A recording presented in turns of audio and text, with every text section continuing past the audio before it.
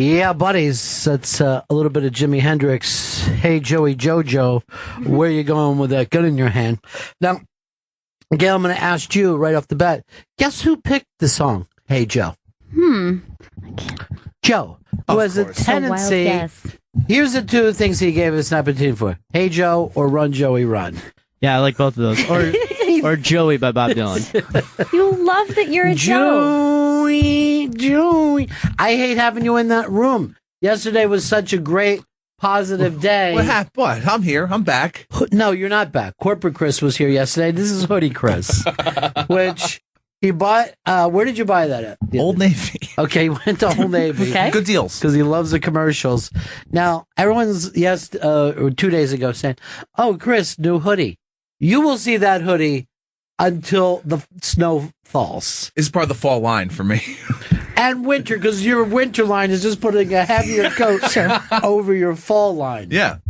I kind of miss the corporate look from yesterday. Everybody I'm not gonna lie. loved it. Everybody loved it. The hair? You could have at least done the hair like that again. I know where to find more product. You went from your hair looked great yesterday to somehow it looks 8 inches longer and shaggy. Dry as a bone. Yeah, bone dry. Bone dry. Bone digger, bone digger. It is the Bennington Show. As a matter of fact, we're waiting for an early guest. We are. Is that guest running on time, Chris? I was told, if anything, 5 minutes late, but between 1 and 5 minutes late is what I was told. Okay, between 1 and 5 minutes late. That's how we run things here at the old dog. By minute. Minute by minute. It's like NASA, really. Everything is just so. Yeah, everything is just locked in and perfect. It is Amy Ryan, who you know from Gone Baby Gone and The Office, Capote. She's just a great actor. Everyone fell in love with her, by the way. Yeah, she's very charming, right? Well, she's charming, and she's pretty without playing to pretty. You know, her biggest problem is she's such a good actor that everyone doesn't know that she's done all these different movies. Yeah. Because they just see the different people, you know? Kind of like Stanley. He's got a different personality every day here on the So air. true. Sometimes he's corporate guy, then he's hoodie boy, on his Segway. Hoverboard, please, Rod.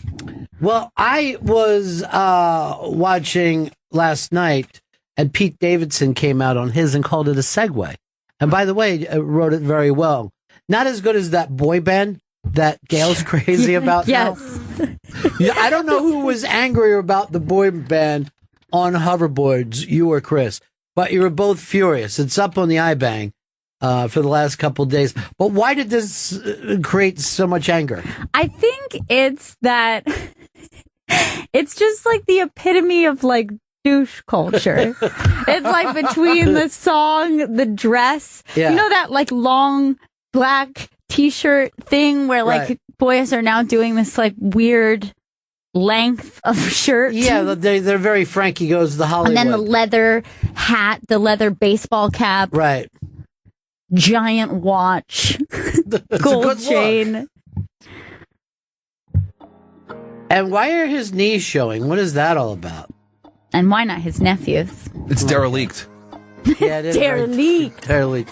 The thing about it, I don't know whether we've ever seen a hoverboard dance before, but it would have been nicer to have girls do it and not, dude bros. Just the biggest douches in the universe. It doesn't help that they're also kind of doing these kind of like tough movements with their arms. Like, you can't look tough on that. And this dude, the one dude in the background, has just a bandana print on his shirt. As opposed that bothers you? Yeah, that bothers me a lot. Everything about this. Pretty cool. What? I guess they made the decision only 2 of them could have holes in their jeans. How do you not like these dudes? Hookah dude is back.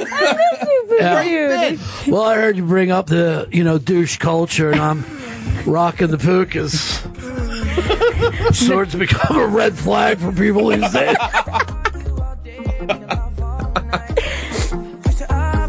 This is a band that I could beat the fuck up. I don't know. I love them, though. I think they're great. They're the worst.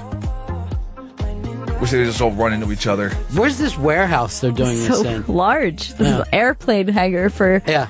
Segway hoverboards. That's basically where we went to see Ghostbusters be shot in. Only the ceiling would have been 8 times as high. Holy crap. Yeah. I feel like I did it somehow. Somehow I'm taking responsibility You for that. did it. Are those lights signifying anything, or they're No. just for flair? They're for grooviness. Okay. He jumped off the hoverboard. I'm worried. So cool. Also, Now he's in an easy chair. this is the worst part. Does it have to start with him on his iPhone and end with him on his iPhone? Like, hey guys, just so you know, we're part of this culture, youth culture. Yeah. It's all happening. By the way, the biggest story out there today on the iBang is what is that monster animal that was found? Oh God. Can you figure it out, Chris? Well, I can tell you what it looks like. Okay. It looks like it has an alligator for a head Okay, that's not an animal. and a buffalo body. All right, let's take a look at it. Look at this thing. It was found in a village in Thailand. Okay. Oh, I know what that is. Paper mache. No, it's real. Is it dead? It's dead. Yeah, it's dead. It was born this way. It's Like Caitlin. got to be. A morning after. Well, you know what I was going to say, it's got to be an alligator that's somehow swollen or expanded, like a Into dead baby. buffalo body? It has hooves. Okay, I didn't see the hooves. Yeah, those were pasted on later. Also, No. the butt is not that of a gator butt. It has a tail. Yeah, but it's tail made out of sticks. No, these Thailand people, why would they make up a freak monster? What else they have going They're on? called Thailand people. Thai villagers. Sorry. People are already bringing it up with Stanley. And instead of saying it has an alligator head, he said it has an alligator for a head. It has an alligator for a head. Douche. No. Puka Dude's right. Okay, what's with the face? That does seem like a gator face, though. And there are flies around it. So you know this thing is actually dead and decomposing. Or just covered in some kind of shit. Oh, look at its tail. All right, if it's dead and decomposing, why can you move its tail around so easily? Yeah, I don't know, rigor mortis on this thing. I don't know. It's a All right, freak. it's a animal with a skin disease, is my guess. Those look But like what snails. animal? Still, the shape is confusing. Well, it's fucking Thailand. There's all kinds of shit over there. I don't know what they are. All kinds of Thai shit. I don't know. If I go over there, I definitely want to basket fuck it, though.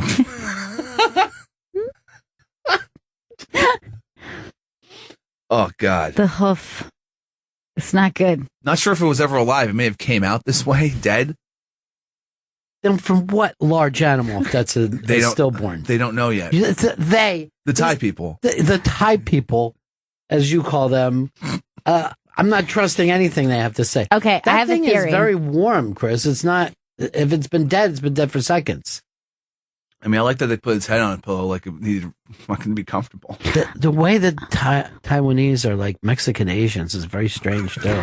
You know, Yeah. they're like part Mexico, but in the South Pacific.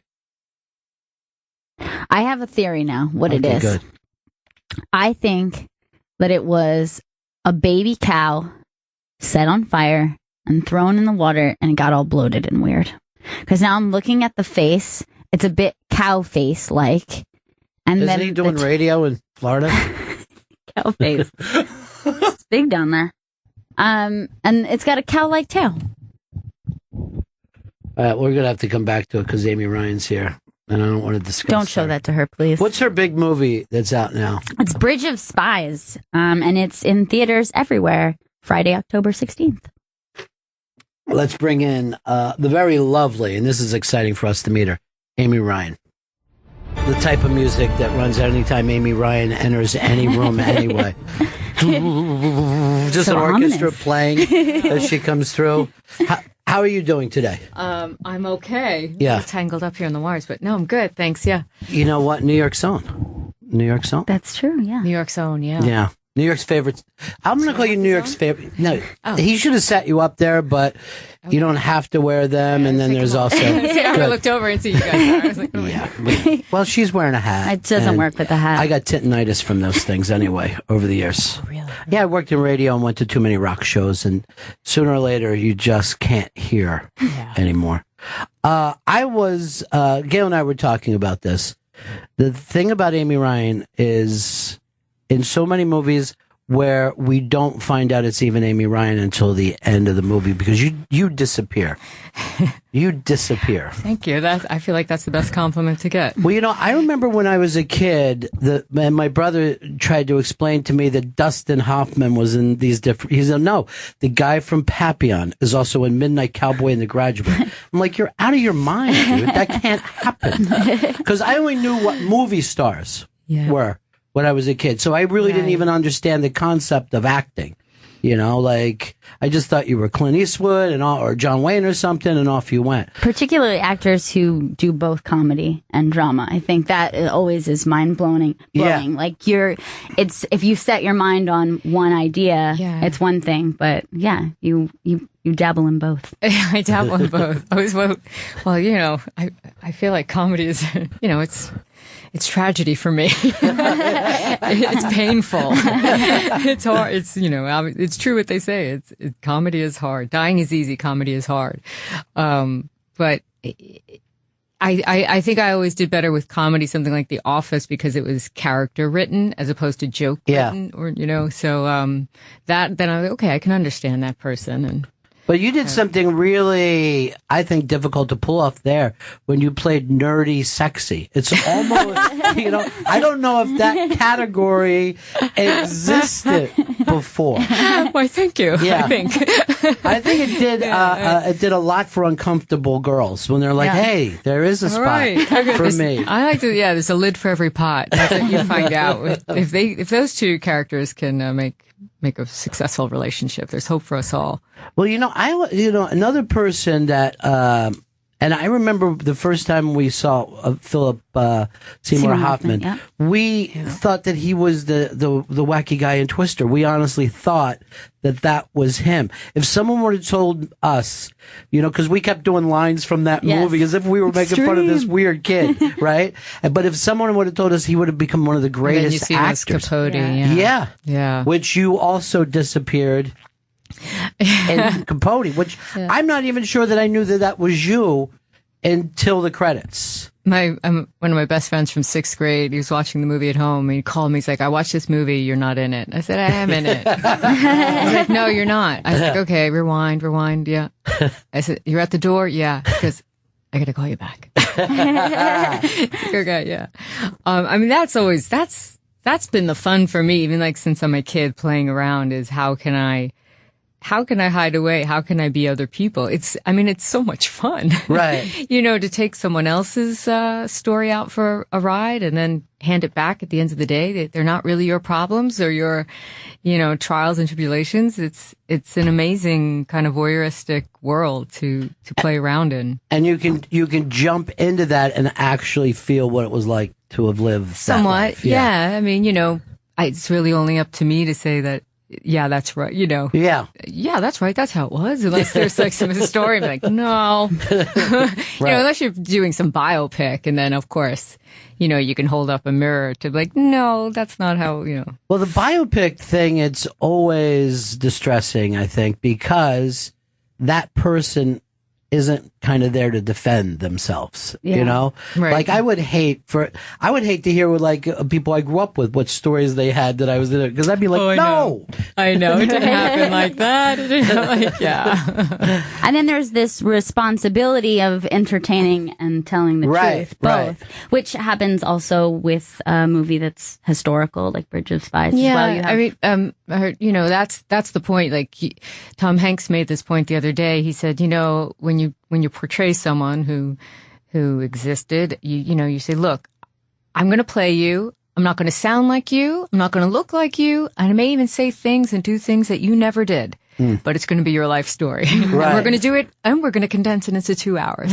Yeah. So forgive us, but also know, we had the best of intentions. And Well, that one's kind of good because it's not known to this generation that you Yeah. could go back and pull from there. I think it's much tougher when you tell something that happened in the last 5-10 years. Yeah, I mean, you can Google an image of James B. Donovan and see that, that really doesn't look like Tom Hanks. But I think one of the great finds of this film is, I think some people or most people might know about the story of Gary Francis Powers, but no one knows of these other major players. And it's really a testament to who James Donovan was. He didn't pat himself on the back. He just, he believed in his work and he got it done. And, to find that this everyman, had the foresight and the courage to not only defend like public enemy number one, and then he also has, the foresight to go, well, we might be in a similar situation one day. We're going to need this. Yeah. I mean, and to do that in the backdrop of like such a fearful time in America is quite a different human being. So, Well, yeah, like the fact that you're even saying fearful time of America, because we kind of act like that was a lovely time. I mean, people think, oh, the birth of the suburbs and the rock and roll, that was such easy, innocent times. But there was an immense amount of stress. Lists were being made, right? This is all before, the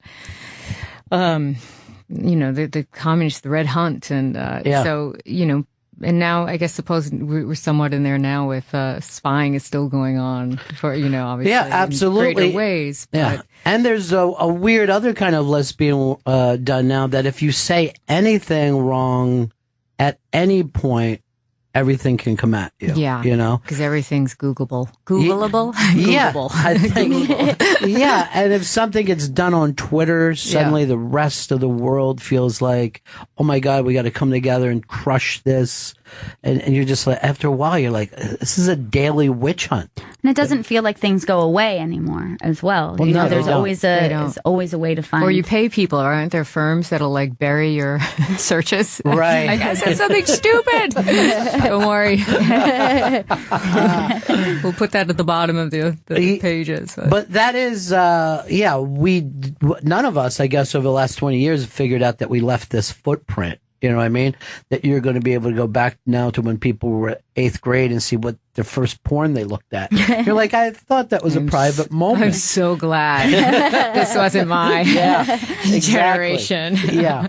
I had a good old stamp and a letter to write. That's it. But that was like the end of privacy, and we didn't even know it at the time. But people in the future will, your grandchildren are going to look at you like you were insane when you act like, oh no, I wasn't connected to everyone all the time. I had a private life. Yeah. Because that doesn't exist. And you would want to have a private life. Like now it's completely given up. Like it's not only that we don't have a private life, is that we willingly give it up. It's Oh, sure. So maybe it'll be the new trend to get a private life and nobody will comment on their daily movements. Oh, that person will be seen as insane. You know what I mean? It's like, oh my God. What's wrong with them? What are they hiding? Put them on yet a new list that we have. Yeah. But acting was always for you ever since you were a kid. I know you. Yeah. I think just exposure to theater. I grew up in Queens, and my parents would take myself and my sisters, to the theater a bunch, and then living in such a theatrical city as we do. Yeah. I was just curious about that, and then probably not much. I didn't have many other curious thoughts about other things. I thought this is the only thing I know how to do. I think it's still amazing that even with all the technology, real theater is still closer to magic, I think, than anything else. The fact that you go into a theater, and I love like any kind of off-Broadway in New York where you like, always for me, first 5 minutes, it feels like, oh, this was a mistake. I don't know what I'm doing here. It takes that moment to drop into the sound and suspend your disbelief that they're not just people walked out and they're pretending to be someone else. Yeah. And then the audience around you is struggling with that. So you have to deal with the fact that they're doing like uncomfortable laughter points and you're like, okay, everyone, let's just relax. Yeah. This is still a play. Turn It's off your okay. We know how to do phones. this. And these are theater fans. I mean, Right. people who go to the theater still have that weird thing like, "Ugh, I'm nervous is. about being in here. There's that Chopin moment. I mean, it's no wonder Shakespeare always started with a fight scene or Right. something explosive. Yeah. So not truly explosive because he didn't have explosives in his plays, but like, to grab the attention and Yeah. shock people into it. But it does. There's that drop in moment. That's hard.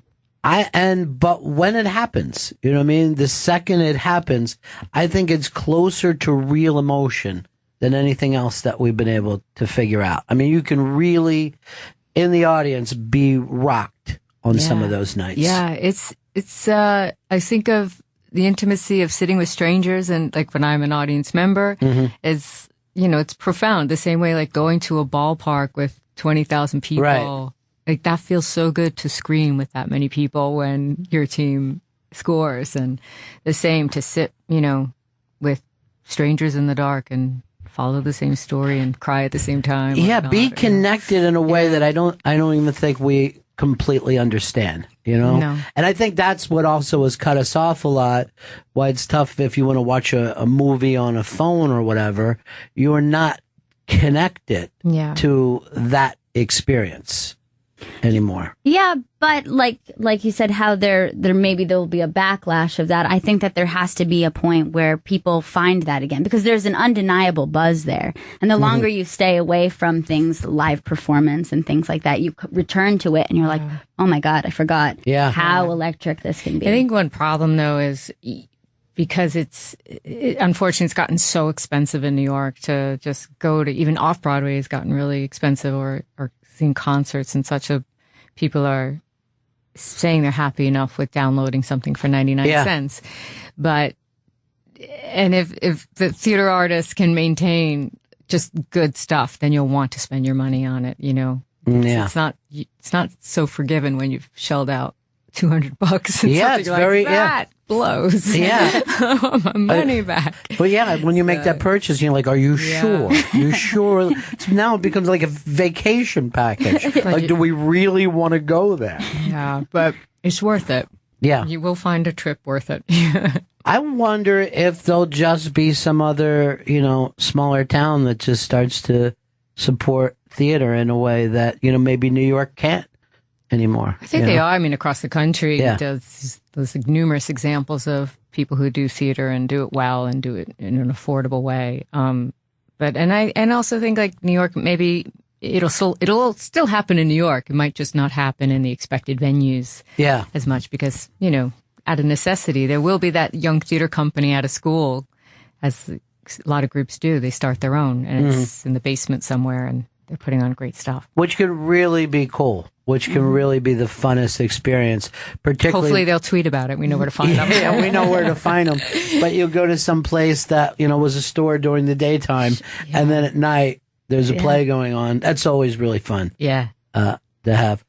We have Amy Ryan sitting in with us. Bridge of Spies comes out in theaters everywhere Friday, October 16th. You must have grown up because you're the perfect age for that Spielberg. Oh thing yeah. that I have a movie of his for every part of my life. Is that right? Yeah.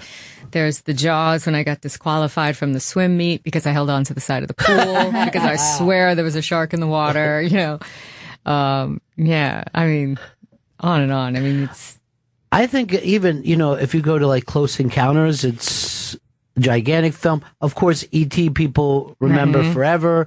But if you look at his career, it's stunning. It's, he's truly been a master and a person who kind of invented a certain kind of movie. I rewatched Close Encounters recently, Oh, really? and I hadn't seen it in a very long time, and I forgot how well he does like those quiet family moments. It's so amazing how he did that. I was struck when on our film because I have 3 children in the film and one's teenager and the others are younger, and watching him direct the kids. Yeah. Which he's so, obviously we know from watching the films how good he is, but he just spends so much time. He's like, okay, just draw letters in your napkin with your fork. Just giving them little bits of behavior and now reach for the rolls. You're so hungry. Keep reaching, and just layering behavior on them so they're not just little precocious kids with bows in their hair and cute costumes on. I mean, they're real. He makes them into real people, and it's great to watch. He plays with them, and that's what it is. It's, just have fun. Just have fun. But in the middle of everything else that he's doing, which is the tough thing then to he pull layers off. on all the rest of the scene. Right. Yeah. He's and everything that's happening. But I don't think that we ever saw really the suburbs on the big screen until Steven Spielberg. That he was the first person that made it look like, oh yeah, that's what a kid's room looks like. Mm-hmm. You know what I mean? It's not a nice room, no matter how nice the rest of the house is. Yeah. That kid's room, it only looks like a kid's room, and that was the stunning thing I think about Poltergeist. It was the first time I ever saw a scary house that was a normal house, a house I would have lived in. Yeah. Not Which just makes it all the more terrifying. Yeah. This could happen in your house. Yeah. Your room. So the same way you felt about Jaws, everybody in the suburbs just started looking around. But this place is creepy. Yeah. This is really weird. But to be able to do that time and time and time again, and now he and Hanks have this. This is their fourth film together. Weird kind of partnership too, that they were drawn together. Yeah. It was fun I mean, both of them, because I guess they're close enough in age that our set and all the set decorations, they were constantly just walking down memory lane. Like, I had that as a kid. And, Right. oh, do you remember this? And remember that? And you can see they started to take on, they look like little boys. Because they would have been little kids Yeah. exactly when this movie took place. Even when you were talking about of what he did in this movie, people have kind of forgotten how important negotiations are. We kind of feel like dealing with foreign countries is just chesting up to each other. But that was the first stage where they figured out we can't have a conventional war anymore. You know what I mean? These bombs are too scary. They were the first generation that weren't looking out for an army, but, just a mushroom cloud. It must have been terrifying. Sending for our one parents. man to do the job and who had to say that he was independent, that he wasn't representing his country. Right. I mean, that's also the amazing hat trick that James Donovan pulls off. And then on top of it, when he goes in for the negotiation, he's a man of such principles. He doesn't just do the easy swap one for one. He says, I'm going to stand firm and also try to I'm going to negotiate the release of Frederick Pryor, who's the American student who's caught in East Berlin the time the wall goes up. And who does that? Right. Who doesn't go for the easy win? You know? But that's the man that he was, which is, I think, just such a great find. Mark Sharman, who wrote the original screenplay, brought the story to Steven Spielberg, brought it to his attention rather. But and it's a film we learned that Gregory Peck had tried to get the rights to. Is that right? Because he would way be back. perfect. Yeah. That, I think the studio at the time, because it wasn't that far off from this time in history that he would have made the film, they just thought, no, it's a little too close to the bone right now. So it never got made. So it was all this time later with Stephen and Tom that they got it done. Well, and I guess they also didn't even know how to present that story, because a lot of people think that negotiation is cowardice or giving in. You know what I mean? There's just a giant amount of people still who think that these things are easy to do, that you can back people That's up. right. To sit down and talk with someone is handing over the keys to the castle. Well, we still have this masculine attitude towards countries after all these years, and the bigger country should always win, and you got to, it's like the bully in the playground, where of course we don't. Well, this from doing character work. You have to understand how the other person thinks before you can negotiate. You got to figure out their values and what matters to them. Yeah. And for whatever reason, we see that as weakness today. Right. Amy Ryan, so great to meet you. Such a gigantic fan of your work. Thank really you so am. much. And best of luck with everything. We'll see you next time coming through. Thanks. She's stunning, huh? She's so lovely. Yeah. She's very lovely. She but doesn't play to that at all. Isn't that funny? I know, yeah. That's very true. She's very reserved with that aspect of her. Well, she was so hateable in Gone Baby Gone. You know what I mean? Like you just honestly wanted to wring her neck. Yeah. In that movie. And I think the same time she was doing that, she was the sexy nerdy girl on The Office. And then she had a couple other movies out at the same exact time. And she was on The Wire. She was on the second The Wire, season of The yeah. Wire. She was great on that. She was on The Wire, and then she was also on that show where she played the psychiatrist and In Treatment? Yeah, In Treatment. She Yeah. was amazing in that. She's done like a million amazing things. Yeah. And yet, you know, they wouldn't give her own movie today, probably, you know? Yeah. That's why I got to start a movie studio. Mm-hmm. For the ladies. Yeah. No, well, I'll just call up her agent and say like this. Yes, this is Ron Bennington from Mammoth Studios. I forget what that title's from. It was from maybe it was an actual studio at one point. But I would just say, I want to be in the Amy Ryan business. Because they always say shit like that. I'm going to put the air back on. I would like to know what she thought of that crazy animal that we were talking about before she came in. I think she would have had a good take on it. You think she would have had the answer? Definitely. Love Amy Ryan. I already have the answer.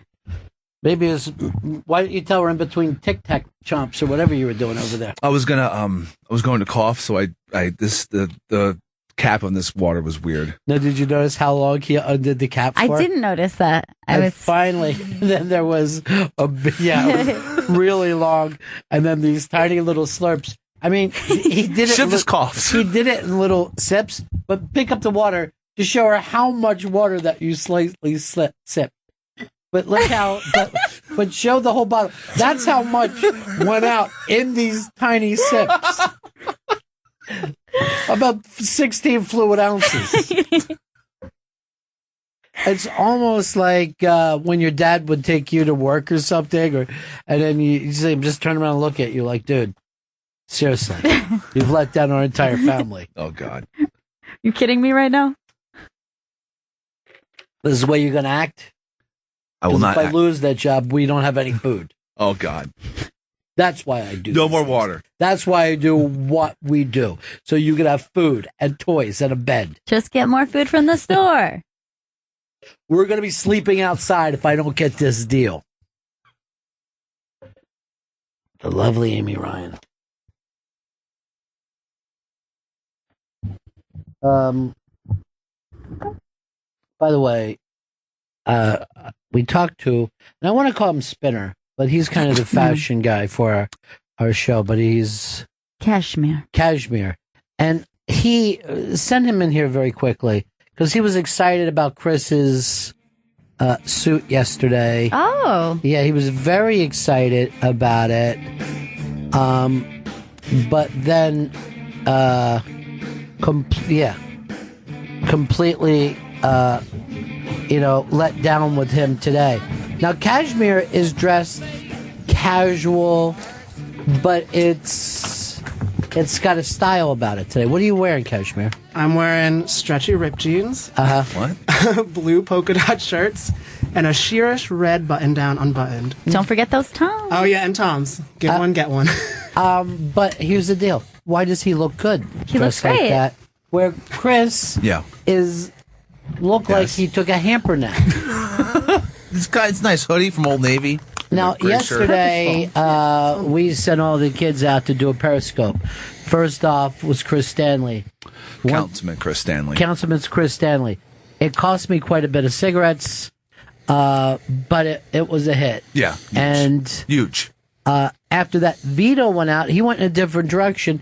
He filled his full of celebrities. Okay. Yeah. Okay. Great. Big Smart. time celebrities. You had Louis J. Gomez with you, basically co-hosting, which was great get. Huge gap. But then you had Dan Soder Yes. and Big J. Yes. The place was going crazy. I mean, you could just hear popping on Periscope, like, hey, this is phenomenal. We pulled it off. We got all the crap. This is the place to be. The hearts alone. Then you look over at our own Joey Jojo, who went to the same places as the other two guys, but felt like you were in a different spot. Yeah, I went over to Rockefeller Center, Yeah. the 30 Rock. And then you had Dan, who just wandered around the offices and stuff. I took him on a tour all around 36. Now, here's the deal. In terms of people showing up and hearts, it went exactly in that order. It started. Thank you. Number 1. I like Vito that. was number 2. Joe, and then Dan in that thing. But it may have just been we had exhausted people. Right. I don't know if it was based on entertainment. Well, they call me the Periscope King of 48th Street. That's what Who they call does? me. Best opening had to go to Joey Jojo. Easily. Who did a real kind of dreamy Yeah. TV opening. Yeah, no, Oh, yeah. I mean, that's why I went to 49th Street because I'm not the king there. On Right. 48th. Sure. So I did kind of, 80s opening style, think wavy, screen, dream sequence. But I think I could turn around and sell Vito to the Food Network today. Yeah. True. He, trucks are so big right now. Food trucks are so hot. Yeah, they're so hot right now. And the fact that Luis J. Gomez, and I'm not saying it's because he's a Puerto Rican, but just jumped in and started taking over Yeah. and cooking on his own. But at the same time, I don't know if we could do this on the Food Network, telling you that you could die from street food. Yeah. We're working on getting the halal guy as a regular on the show. Yeah. We just have some red tape to cut through. Yeah, there's always going to be negotiations. I'll get Amy Ryan as part of it. She was just in a movie. I think it's called Bridge of Sighs by Robin Trower. Spies, but yeah, close. No one ever goes and no one ever grabs the Robin Trower song when I name check them. You got your Mets though. You're excited. I'm very excited. Friday. Now, do you realize that you and Chris are dressed exactly alike? Well, Right now? when you were asking him what he had on, Yeah. I was about to say I have the classic Chris Stanley outfit on: black t-shirt, Yeah. black hoodie, baseball hat. Mets hat. Yeah. They didn't have any black hoodies at the Old Navy. I looked for them. This How is did you from not Old jump Navy. on Mets hat since you're a Yankees fan? What do you always have? I was talking about this with Amy Ryan. Acting is listening. Acting is listening. True. Yeah, acting is listening. I'm like, Amy, in this scene, you make out with me Mm-hmm. because She there's no scene. reacted. Yeah. Why? What is what you're wearing from a fashion sense work, and what they're doing a disaster? I feel like it has to do with a little bit of attitude. You know Okay. yeah, you know what I mean? What's that supposed to mean, Cash? You're not sassy It means what it enough. means. Take it as it comes, yeah. Yeah. Okay. And the fact that you, I don't know, you do the 30% zip up, I don't think helps you at That's all. not good? Exactly. Yeah, they're both in the It's the same 30%. zipper, yeah. Yeah, no, It's a big guy Is thing. the hoodie thing done or is it back? It's a little done. Yeah, It's I think. I mean, it seems like if you want to be shot in Florida, hoodie, yes. But you know what? This is the 212 area code. Well, even though we Sure. don't use it anymore. I don't know if these guys now, and also, and I'm looking at Vito and Chris. Yeah. Is the enormous head thing still in, or have heads gotten smaller this It can't year? not be it. The giant head. Everyone loves a giant head. So hot right now. Heads are hot right now. It's up there with Star Wars, halal carts, Yeah. food trucks. You, Big you- heads. I mean, I can't imagine that both your moms didn't have crushed pelvis. Oh, God. I started off small, Yeah. got real big, got small, and now I'm getting back on the big train right now. Seriously, I feel like that could be on your Wikipedia page. It's so succinct. Could you do a style makeover of these guys one day? Definitely, yeah. We could have Style. How important is style to you? Scale 1 to 10. I'd give it a 6. And Chris, for you? 6. 0. Okay. Vito? My own style? Yeah. Like an 8.5, man. Yeah, you're like Okay. you feel I make good it about work. yourself. What work? Make it work. This Yeah. works. Okay. But it's the same as Chris. How's that working? I just do it better. Do you guys ever put Bullshit. your hoodies up? Sometimes, Yeah. I put it up for last week smoking with Chris. I had the hoodie, but it was raining out. Yeah. So, you know. Sure. All right, let's see you both go hoodie up to Sure. see. There you go. How's that? Like, this is, You is this look better? like a youth with those headphones on. You look like a real youth. These are my beats. You can't go Jedi like him. You got to go What's that supposed to partially up. You look like Yeah, one of you the went Jedi. He's saying you went too far. yeah. Oh, wow. I have In to put the it back? hooded- No, I like it over my face. No, you look like one of those sand monsters. You're a sand monster. Good one. They weren't called sand monsters. What were they No.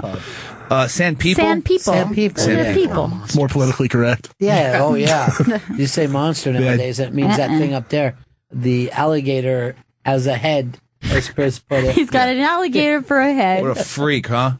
This is what you'll never get on the news. Try as you might.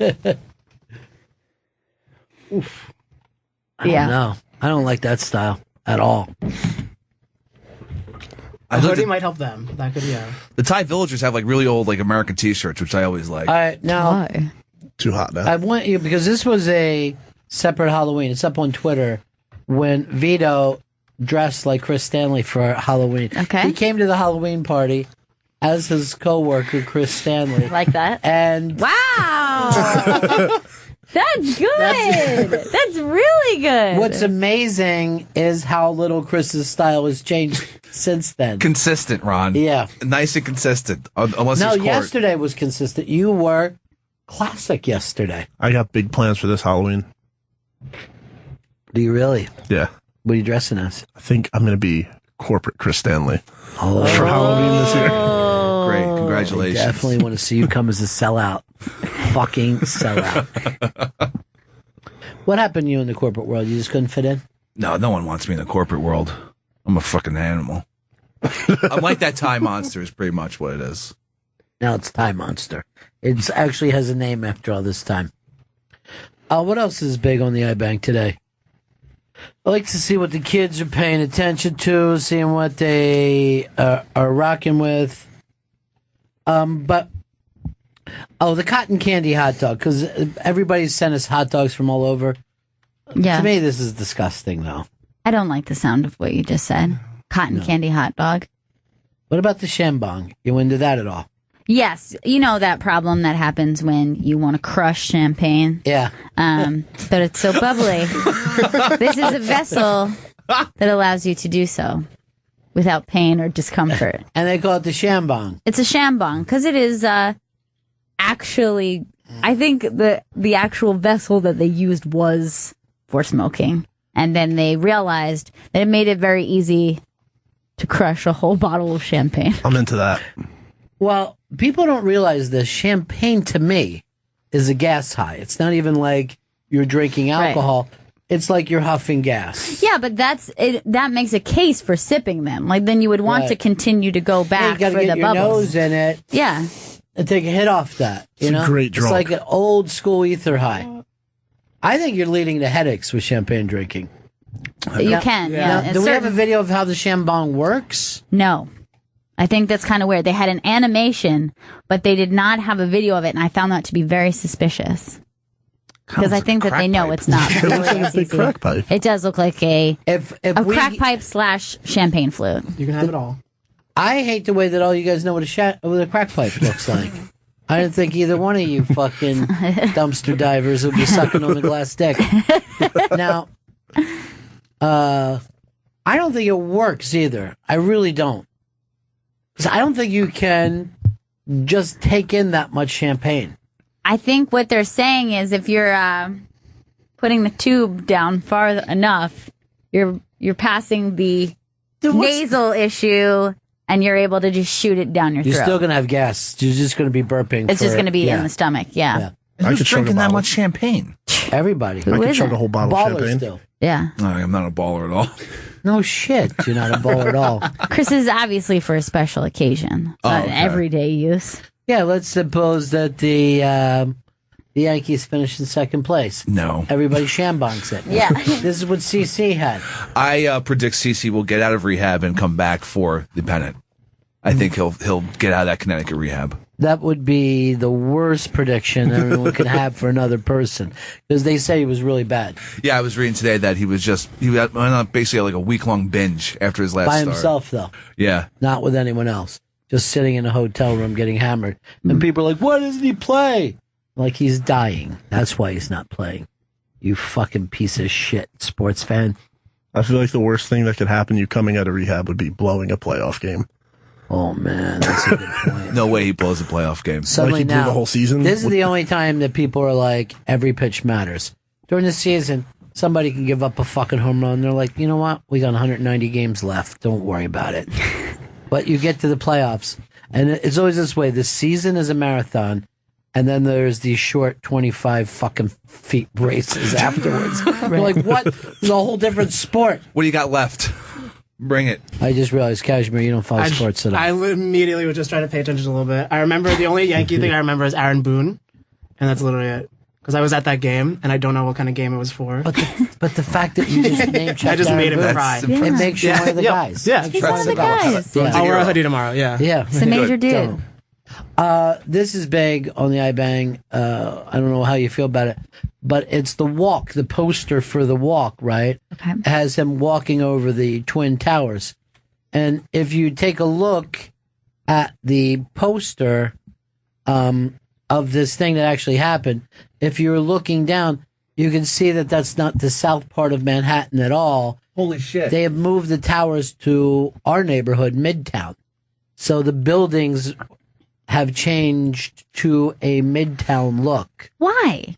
Why do it? Because Hollywood is a bunch of liars who lie about stuff. But what is the purpose of that? Just the aesthetic? We're just talking about the visual for this image? Come on. That's obviously people are going to get upset at that. Yeah, because they literally call that area sacred now. You know what I mean? Like, that's the sacred ground that they've now moved to right off of Times Square.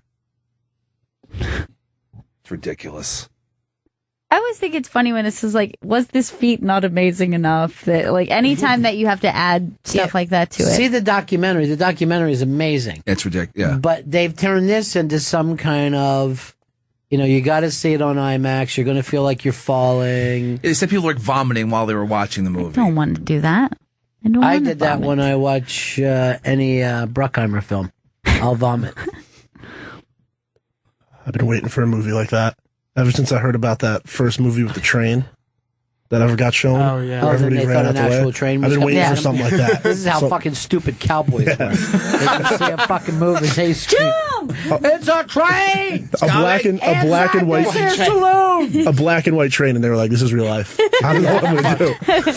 Everything was 3D to them. They didn't fucking. They were just shooting back at the fucking Indians on the. Oh! We cannot keep a screen in here. So if you lie in the movie poster, you know the rest of the movie is going to be a lie. Yes. Not gonna see it. Not gonna do it. £1,000 to lie.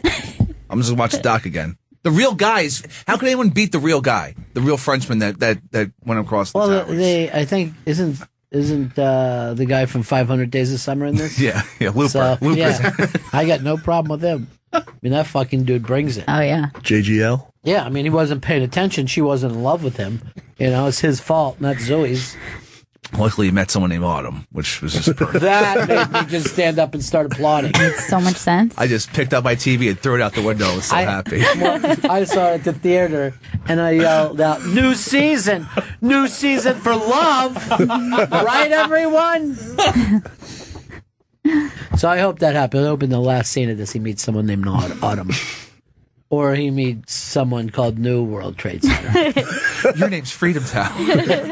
Then they made sure they didn't put up 2 this time. You won't get us again. Yeah. It'll be a lot harder this time.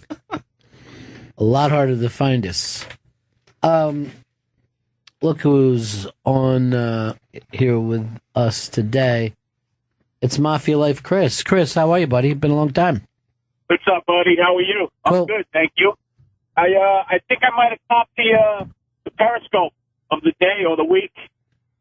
I was just Periscoping in my car on a work break, smoking a cigar, listening to Bennington, and I got the biggest crowd in there. Because you were listening to us? Yep, absolutely. Now, how many people do you normally do on a Periscope?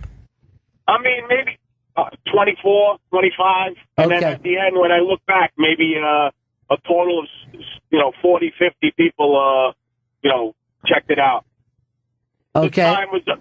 This time I think it was close to 100, 200. I didn't get a chance to check it now, but on the replays, it's probably crazy. It's really it's a great way of bypassing paying for SiriusXM. Smart. You just get somebody to smoke a cigar. Were you commenting? Like, this is true. I was listening to the SiriusXM in the car. Yeah. So, I mean, I know that you're paying. I'm saying for other people. You are fans. Just hang out with Mafia like Chris smoking a cigar, and you can listen to Bennington now. Very nice. Chris, what's been happening when you lately? How's the game going? The Mafia game? I took it down. Good. I took it down to develop a mobile app. Ah, Smart. mobile app. Apps. That's where things are going. Apps. It's all about the apps now. Love apps. You know. Me too. Yeah, exactly. Handheld. You gotta. Who wants hold to it in your sit down hand. at a computer? I know. I can't do it anymore. They're too big. Yeah. I can't multitask on that thing. The family life, man. That's it. Family and work. Family and work, and you have an app, and you play Mafia games on the app. Oh, Perfect. yes.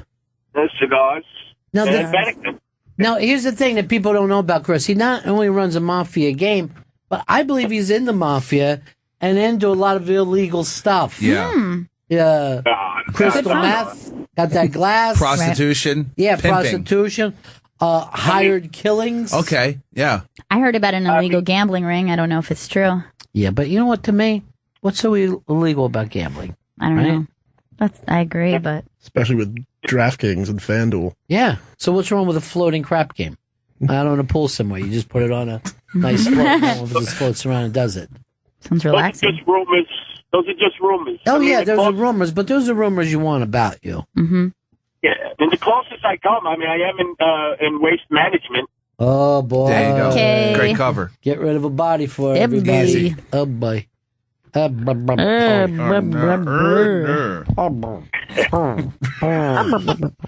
You periscoping this, Chris? Nah, because I needed the phone to call in. Oh yeah, that's true. I didn't think of that. Fuck. What does a cousin have to do to get a follow? Yeah, Chris, why don't you give him a follow? I gotta figure out how to follow. I'm gonna look at the Twitter account tonight. Yeah, you gotta follow him out. I gotta find that follow button. Now, what would be following you? Mafia Life Chris on Periscope. Okay, you still going with the Mafia Life Chris thing, huh? Mafia Life Chris. Yeah, no. I think you're more as Russian mob Chris now. Go with the times. Yeah. It's the neighborhood. That's what's happening, right? Yeah, there it is. Russian mob, Chinese mob. Mm-hmm. Triads. Yeah. In the triads. All right, Chris, good talk to you, buddy. I miss you guys. Take I care. miss you too. See you on Periscope. All right, bye. Well, Periscope, we're never far away from each other. Oh no. Check in constantly. Yeah. Now, Vito, you're not supposed to be on another show right now, right? It's okay for you to be in here? Yeah. I'm gonna go edit stuff in a few minutes. For who? For Lance Bass.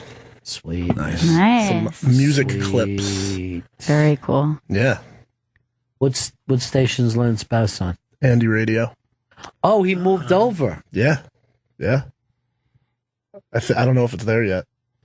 But no, they're there, right? Yeah, They're it's on up. the air. Yeah, it's Oh, up. okay. Yeah. I got really scared. I just What did you do? I heard about another big name person signed here, but I'm not allowed to say. Not Really? allowed. guy or girl. I'm not allowed to even say that. Go leave this for guy and not for girl. No, I'm not going to do that. You can't That trust doesn't it. No, because Why's this I think girl? I know. Write it down then. You write it down.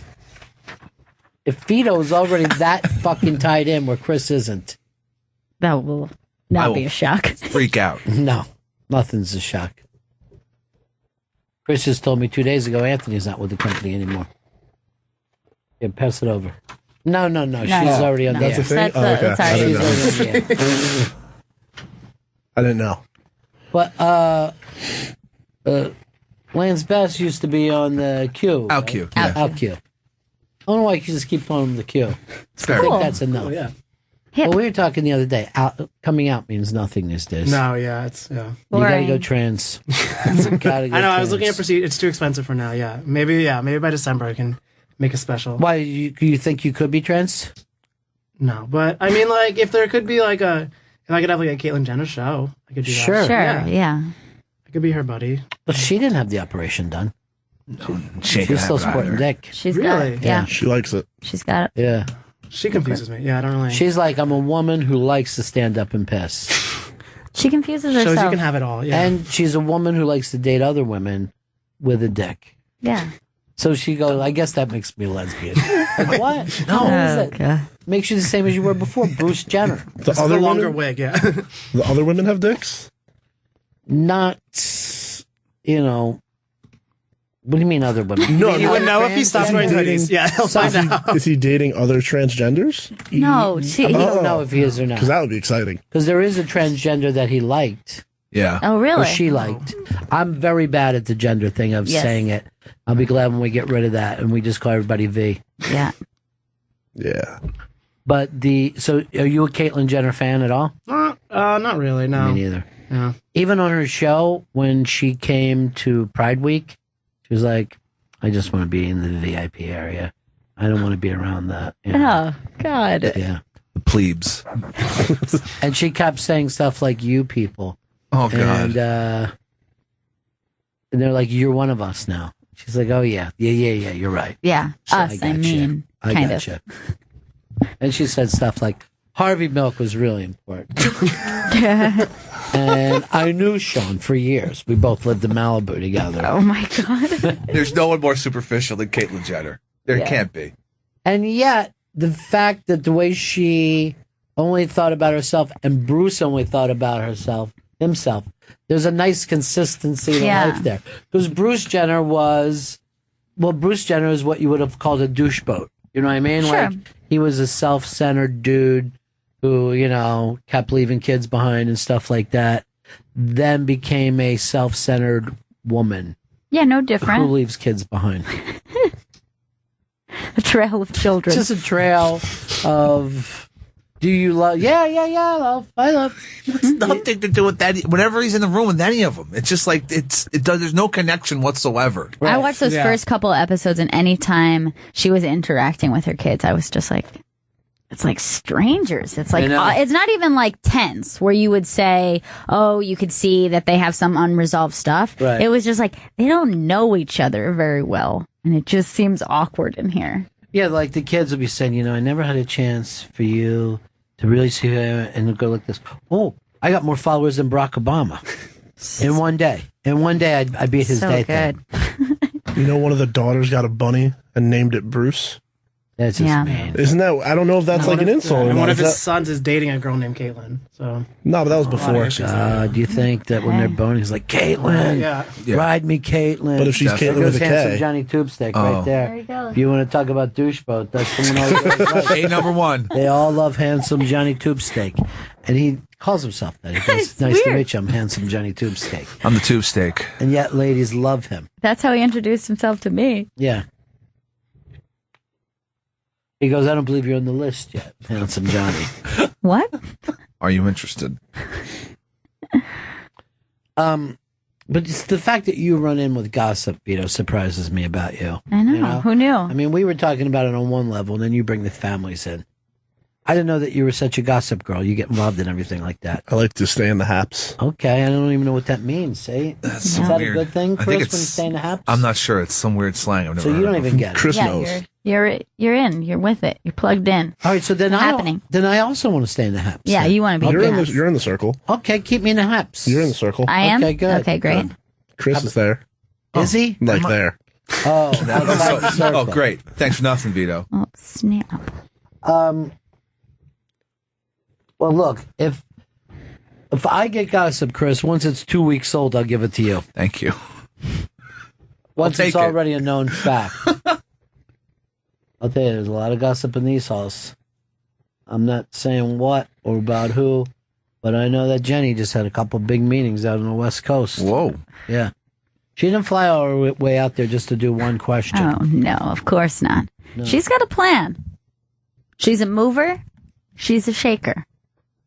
That's what people don't realize about. Oh, I Miss didn't Jenny know. Hutt. I knew she moved. I didn't know she shook. Oh, and Tao.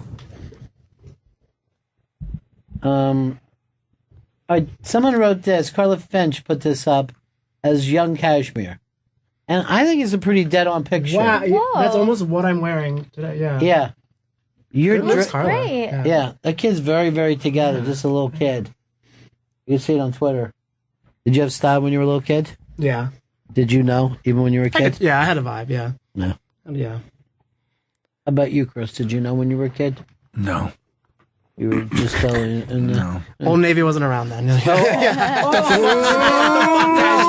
so right. He's so right. Jasmine just busted your ass. I don't think there's anything. There's nothing wrong with shopping at Old Navy. It's a fine store. No, Old Lady is where you went.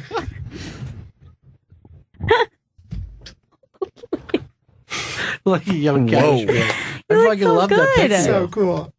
You gotta try to adopt that kid. I should. Yeah, I gotta. Yeah, a GoFundMe. You think you'll ever adopt a kid? I would try to. I think. Yeah, Or a I don't know. surrogate? Maybe you should get a surrogate. So yeah. I don't know. I'd love to make some cash, so just let me know. Yeah, we could get this going. Yeah, have one. Yeah, but do it the old-fashioned way. That's what I was gonna say. That's the rule. His belt buckle intimidates me. That's very. Yeah. I've never had a belt buckle. Sorry. That's very stylish. He's a Very stylish handkerchief. kid. Yeah. He has a little like pocket thing too. Pocket square. Pocket square. Yeah. He looks like he runs a movie studio for children. The movie's back on. Hey, we're green lighting it. Let's smoke. Let's smoke weed. They love it. Chris, what kind of weed you been smoking lately? Let me think. I think OG Kush is what someone sold me recently. How was that? Pretty good. Whatever happened to your growers? They get busted? I'm guessing that, yeah, they did. That Growers used to send him weed. And Really? it all, poof went yeah, up. No, I think he puff. talked a little too much. Probably. Probably got freaked out. I would, if I was you. At first, it was just code words, and it's like, yeah, this happened. You know what I noticed about both Vito and Chris, though, and this is surprising? Even though they're two douche bros, neither one of them have a sleeve. They're not covered in tats. Yeah. No, I have no. It's too permanent for me. You like temporary tattoos. Yeah, temporary, exactly. So They cute. look the Flash best. tats. Yeah. Why don't you get the horns? Why don't you just go get horns put in the top of your head? Do that, dude. Like the Yeah. body modification. Yeah. Yeah, those get are- your tongue split and get horns. Now, Joey Jojo covered in ink. Yeah. Yeah, I got a fair amount of tattoos. All Joe's, though, right? Everything Joe related. All of them are Joe related, except for the frog, but I went ahead and named that Joseph. What about you, Kashmir? I don't know. I've always been debating getting one, but What would you get? I don't know. I really thought that like tattoos on your fingers are cool, but then I thought that would kind of like be weird. So I want to get like arrows here, but I thought that was a little too on the nose. So I'm Arrows are workshopping popular some right now. tattoos. Yeah? Way Yeah, too arrows are long so nose. popular. Yeah, there were certain things that seemed like they were going to be cool for a while, like when the people who initially got the barbed wire on their arms, and now you look like a fucking total asshole. Biggest asshole in the world. Tramp stamps were also, I think, seemed Yeah. like sexy or cool for a small You know, time. look, let me just say this, and this has to be pointed out because Brian Regan brought this up about the mullet, and he says it's unfair to name something after it's happened. Right. Like if you don't go in and order a tramp stamp, Right. you know what I You mean? should be like, looks like you got that tramp stamp. I didn't call it that. Now, if someone gets it now, Sure, they should you know. got a tramp stamp. But somebody who got a tramp stamp in the 90s felt like, you know what? You only see it in my bathing suit. Yeah. Or when I'm, boned over. So what's the big deal? So I kind of feel for those women because at the time, it wasn't called upon. There's a couple tattoos that I feel like people got when we like were younger and now it's become the thing. Like the way the barbed wire was, Yeah. the nautical star. Like everyone I know got a nautical star when they were like 18, 19 years old and now they're like, oh God, why do I have this? This meant nothing. It was just like the cool thing to do. And also spider web elbows. Yeah, Oh, those yeah, are those- stupid. Swallows are huge right now. Was that? Swallows are huge right now. Just saying I Yeah. swallow. Is that it? And just so you, right across your, just at the neckline. Yeah. Swallows are huge right now. Scripture on the ribs. Rib strips. Rib Yeah. strips. Your rib strips. Oh, that's right up there with, also remember the Chinese. Oh yeah, that was that was a little before the nautical star. That thing was like a 90s craze, and now there's all these Gen Xers with old Chinese. So they're like, this is a characters. Chinese, and you're like, you Chinese? No. But you never run into any Chinese people with those. Fuck No, they have American Yeah. tattoos. Where do you think the new body modification of the future is coming from? I'm going to think that what we're going to be doing is something involving like dyeing the whites of your eyes. Like you do like pink whites of your eyes or like blue to match your hair or something. It'll freak people out and kind of be interesting And kind as of well. pretty and kind of alien. Yeah, and scare people at night. Like, Not just where you go? contacts. I think that because I watched Botched a little bit on E, Okay. and a lot of people are. I think they're gonna be doing more like little like protruding your whatever these things are called, like the between your shoulder and your Your rib cage. clavicle? Like, On the backside, like No, little, like the trap little things. wings, Yeah, people are the getting little wings angel now. wings. Yeah, Oh, wingbacks. it's terrifying. Yeah, but I like Yeah, those. wingbacks. I might get some of Your those. deltoids. Where are you going No. with yours? What are yours going to be? Calf implants, I think, are gonna come Well, back. they're real big. already big. Oh, they're but already gonna, big. No, but they're gonna blow Yeah. up because everybody's talking about leg day. Leg day's huge right now. Hey, No. Aren't we done with leg day jokes? Leg day's huge right now. People don't want to do leg day. I'm sick of leg day because I'll be in the gym and people will come up to me that I know and be like, "That guy doesn't work on his legs," and I'm like, "I don't fucking care. Just go do what you do. I don't want to hear about what this guy's doing." all right, I see what you're saying. So you don't want to make fun of people's legs. No, I just want everybody to have nice legs, so it just goes away. you know, it's a great workout for your legs. Yeah. spin class. Okay. Okay. That's just a great workout in general. It's the best. You love it? I don't do it. Look at me. Would you go with him now? Because he does spin classes. Periscope Do it. you teach them or do you do them? I do them. Would you go with him if we periscope this? I don't want to have a heart attack on air. Okay, That that's a scares good me. idea. That's a good. No, he's right. Sure, he doesn't want to fair. have an on-air heart attack. I tried to do it with Gabby one time because she used to teach them, and that didn't go well. All right. I lasted like 5 minutes and I just walked out the room. Joey, what's the next big body modification? Do you guys know what scarification is? Sure. Yeah. I think scarification might be the next wave of body modification. Now, where do you want the scars? What would they be doing? I guess they could be on your back or on your arms, but for people who don't know, it's you cut yourself and then you let yourself, the scab heal, you don't let it scab in, so you have like a dent in your arm and you can do it in different designs. That doesn't sound so bad. No. I'd rather get like a scar like you were in a fight. Yeah. Make it look real. What do you got?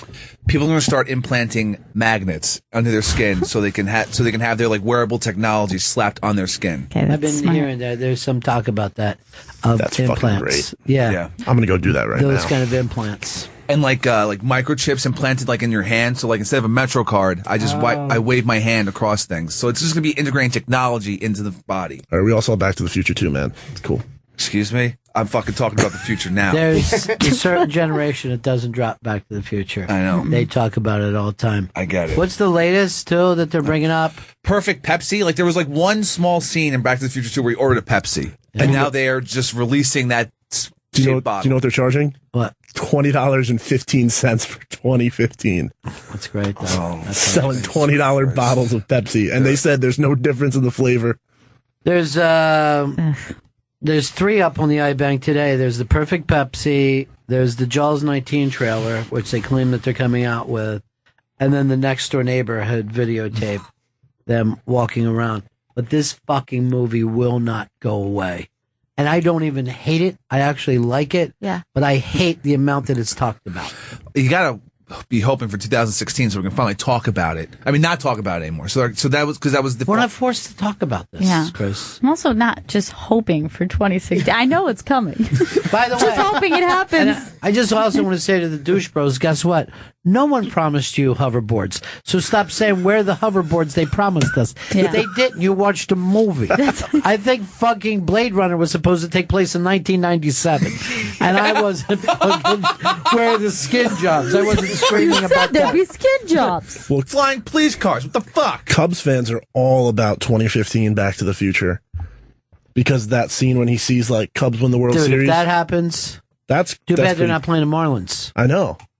Oh, yeah. What did they think? The Marlins were going to be a fucking American League team? This is That was before the Marlins existed, though. Yeah, but this movie's bullshit from the fucking beginning. From jump. First of all, how can there be a Hill Valley? It's the dumbest fucking name ever. No one ever even gets mad about it. There's no such thing as a Hill Valley. You live between the hill and the valley, right? I mean, No. Only between. No. You live between the hills in the valley. that's it. That's what I meant. What always pissed me off was, you know how the two trees and he crashes over one and then it goes from being the Two Pine Shopping Center to the Lone Pine Shopping Center. Why'd they name a whole shopping center just after two trees that were in the middle of a field? I got news for you. I grew up in Twin Oaks, so I know how that can happen. I fucking understand how that can happen. We shall call this place Twin Oaks. Unless someone crashes into it, and then we'll call it Lone Oaks. Or Long Log. Disgusting. People said me ugly things last night. Yes. All right, is Mafia Life Chris still listening on his? Did he re-periscope? He seems like he's piggybacking the show pretty good. Yeah. It's a way to get it out there. Yeah. Freebie style. I did that with the Eagles game. I was watching someone's Periscope because it wasn't on TV here. Yeah. And I pulled up someone's Periscope who was showing off their man cave. And I was just like, just stay on the fucking Eagles game. Just stay on the Eagles game. But he was walking around and it was crazy. There was like 15 screens down there and all these games going on and these dudes are just like playing foosball and stuff. And I was just like, ugh, God. Party. Man cave. Man cave. Fucking douched. Bunch of douche bros. By the way, when I did Anthony's show the other day, there was a guy, the vape guy was there, who sends you vapes from... Jay from Float Culture. Yeah. So he was there, and we were like, oh, he looks like an evil person, or whatever. And then Anthony said, because he had a bald head and a goatee. Okay. So then Anthony said that the bald head is the comb-over of today. So you're basically acting like... I don't have to be bald. I'm just shaving it down. But I thought you shaved it down so you wouldn't be a comb-over guy. You can't fucking catch a break with your hair. Nope. These days. No. No matter what, you're screwed. Like someone shaves their head and they're like, we know you're actually bald. It's better than the comb-over. It's you're taking charge of the situation. I don't know. If I see you do with a comb-over, I like it. You do? Yeah. Do you tell him? No, I don't say it. Hey, Spider said this about Chris's idea. Chris is right. Magnets are perfect for holding high-priced electronics to your skin. They'll be powerful magnets. Wait, don't magnets affect technology? Sometimes. All right. They'll be worked out before before it's perfected. Callahan said, and he also wrote to the NYPD News, I have to ask, why are people allowed to blatantly admit drug use on the air? What? Well, I guess when Chris was talking about his herb the other day. Oh, or, no. I mean, by the other day, I mean the other hour. But he also snorts coke, meth, he fucking does downs, he fucking ties off and fucking rides that pony. It's true. Kat wanted to know whether Hicks has a small mouth palate with his tiny sips and inhales. The fucking sipping was insane, dude. I can't believe I didn't pick up on those sips. No more because sips. You were listening. You Yeah, were I in the moment. was honed in on the lovely Amy Ryan. Amy Ryan. Out of this world. She's lucky I just didn't jump up and give her a shoulder hickey. Like, I'm not going to let you go without leaving my mark. So glad you didn't do that. I should have now. Should start. So what are these body modifications going to look like to other generations? Are like people who have tattoos just going to seem like they're just showing that they're in the past? Yeah, I think that's... there's going to be an entire generation of first now parents, but eventually elderly, where they're like, oh, your grandmother too? She's covered in tattoos? Totally. Giant chest tattoo. Yeah, exactly. It's going to be a generation of elderly people. But it's going to be another version of like purple hair, where we're like, oh, there they are. Yeah, that's what they old do. Cranks with their fucking body modification. Yeah, my grandmother with those really long fucking earlobes. Gauged out earlobes, just sagging down. Yeah, it's going to be the look of old people. Cashmere would never do that. No, You never gauge? They smell so weird too. What? They smell so bad. Yeah. How do you smell them? You know, That's a habit, yeah. there's another modification where you can... it's a strong odor. Yeah. You gauge out the cheek so that you can actually see your teeth. I wouldn't be bad to put a straw through, though. Yeah. You I still call just it have a mouth, straw. too. Do you think ear gauges are like the pussies of the body mod scene? What does that mean? Well, like, ear gauges, it's not really that big of a deal compared to, like, getting your lip split in half. Yeah, but when they first were done, everybody was freaking No, I'm talking out. about now. But, like, like, early tattoos, yeah. people were like, oh, what are you doing with yourself? And now it's like, oh, that's like a basic tattoo. Well, I remember this would have been probably early 90s on my show in Florida. The genitorturers came in and pierced the girl's tongue. We had them do it up to the microphone so you heard the pop and all that, right? Yeah. Because no one had been doing it. Yeah. Fucking made the paper the next day.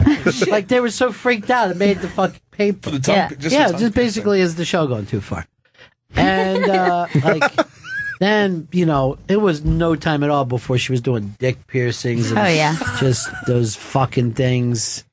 Just fucking hammering a thing. And just somebody who didn't want it, by the way.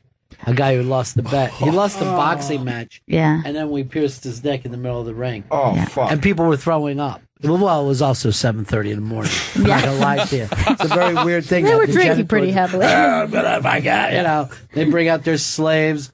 They had one dude, he's wearing an iron mask, and they were just running a lathe over the top of it. Sparks were coming off and shit. Where on the dick? Dick hole. Right up in the... right in the D hole. Like, Prince Albert. through the head? Oh. Yeah. Yeah. Yeah. Up and through, like Oh, that. like a fish hook went up through Yeah. your dick. You want to get one Come done? on, Chris. Fuck no. It's just a fish hook thing. Is Here's the thing. After that, you got to sit down to piss. Because you get like a sprinkler system going. Yeah. fucked up. Sprays. It's a nice mist. It's a breeze, yeah. Some of your mist is coming over here, dude. So when you climax, Classy. I was trying to figure out the best way to say it. Yeah. That was classy for me. Does that like It's a spray? cum mist. Yeah. So that's that's not even, that's so inconvenient For who? It's for everybody involved. it's one of the pros. It's why it gets Why? done. Well, how's the mist make it so Well, inconvenient? because you usually got the straight shot. But why is that convenient? Because that's one spot to clean up, not like not a whole plethora of. We see what's going on the majority of time for you. So you're just talking for Jack purposes. We're literally Sex, talking about like, Jack. when you're having sex, like if you're not, some people don't come inside their partners. They're in their partner's place. Some people In come. the place where partners Some people go, come private on their place. partners. Yeah. And what if you were going for the stomach, and then it's all over the bed and the counter and the sheets? Well, then, yeah, you're going to have to lay down plastic. Yeah, of course. The counter. He's fucking around. A studio apartment sex time. Well, no, you don't have a counter next to you don't have your counter next to your bed. This is New York City, man. You know what my room is? My room is a bed and a television. And there's no counter. So then what's the wall, issue? Yeah. So the wall, it's even worse. Then I got a clean splooge all over my walls. Hey, don't get one done, you know? I'm not. There's too many problems. There's not enough. What are the benefits? Hard to explain to your landlord too. Like, what are these stains? Yeah, it's a cum mist. Yeah. So you're asking me what the benefits Yeah. are. What was Well, he now you like? got a hook in your dick. Yeah, You know what I mean? it's What does it do? Does it make it nice? Does it like tickle the head of your Well, dick it's or good if you got to hang stuff up. You know what I mean? so like You got your shirt. exercises, Yeah. like Beautiful male like aesthetic. lifts, like just you get taking hard, your tie a shirt to the string and like cleaner? like 10 pounds. No, you're a fucking lunatic. You're a fucking lunatic. Let's go over here to Steve in New York. Steve. What's up, guys? Yeah. Yeah, I think the new body modification will be pulling out your two front teeth so you can give better blowjobs. Well, best of luck with that, Steve. Let's go how it works out. Ryan actually writes this in. Chris's body modification is going to be adding a brain. Cool. With the thoughts you'd be thinking you could be another Lincoln if you only had a brain.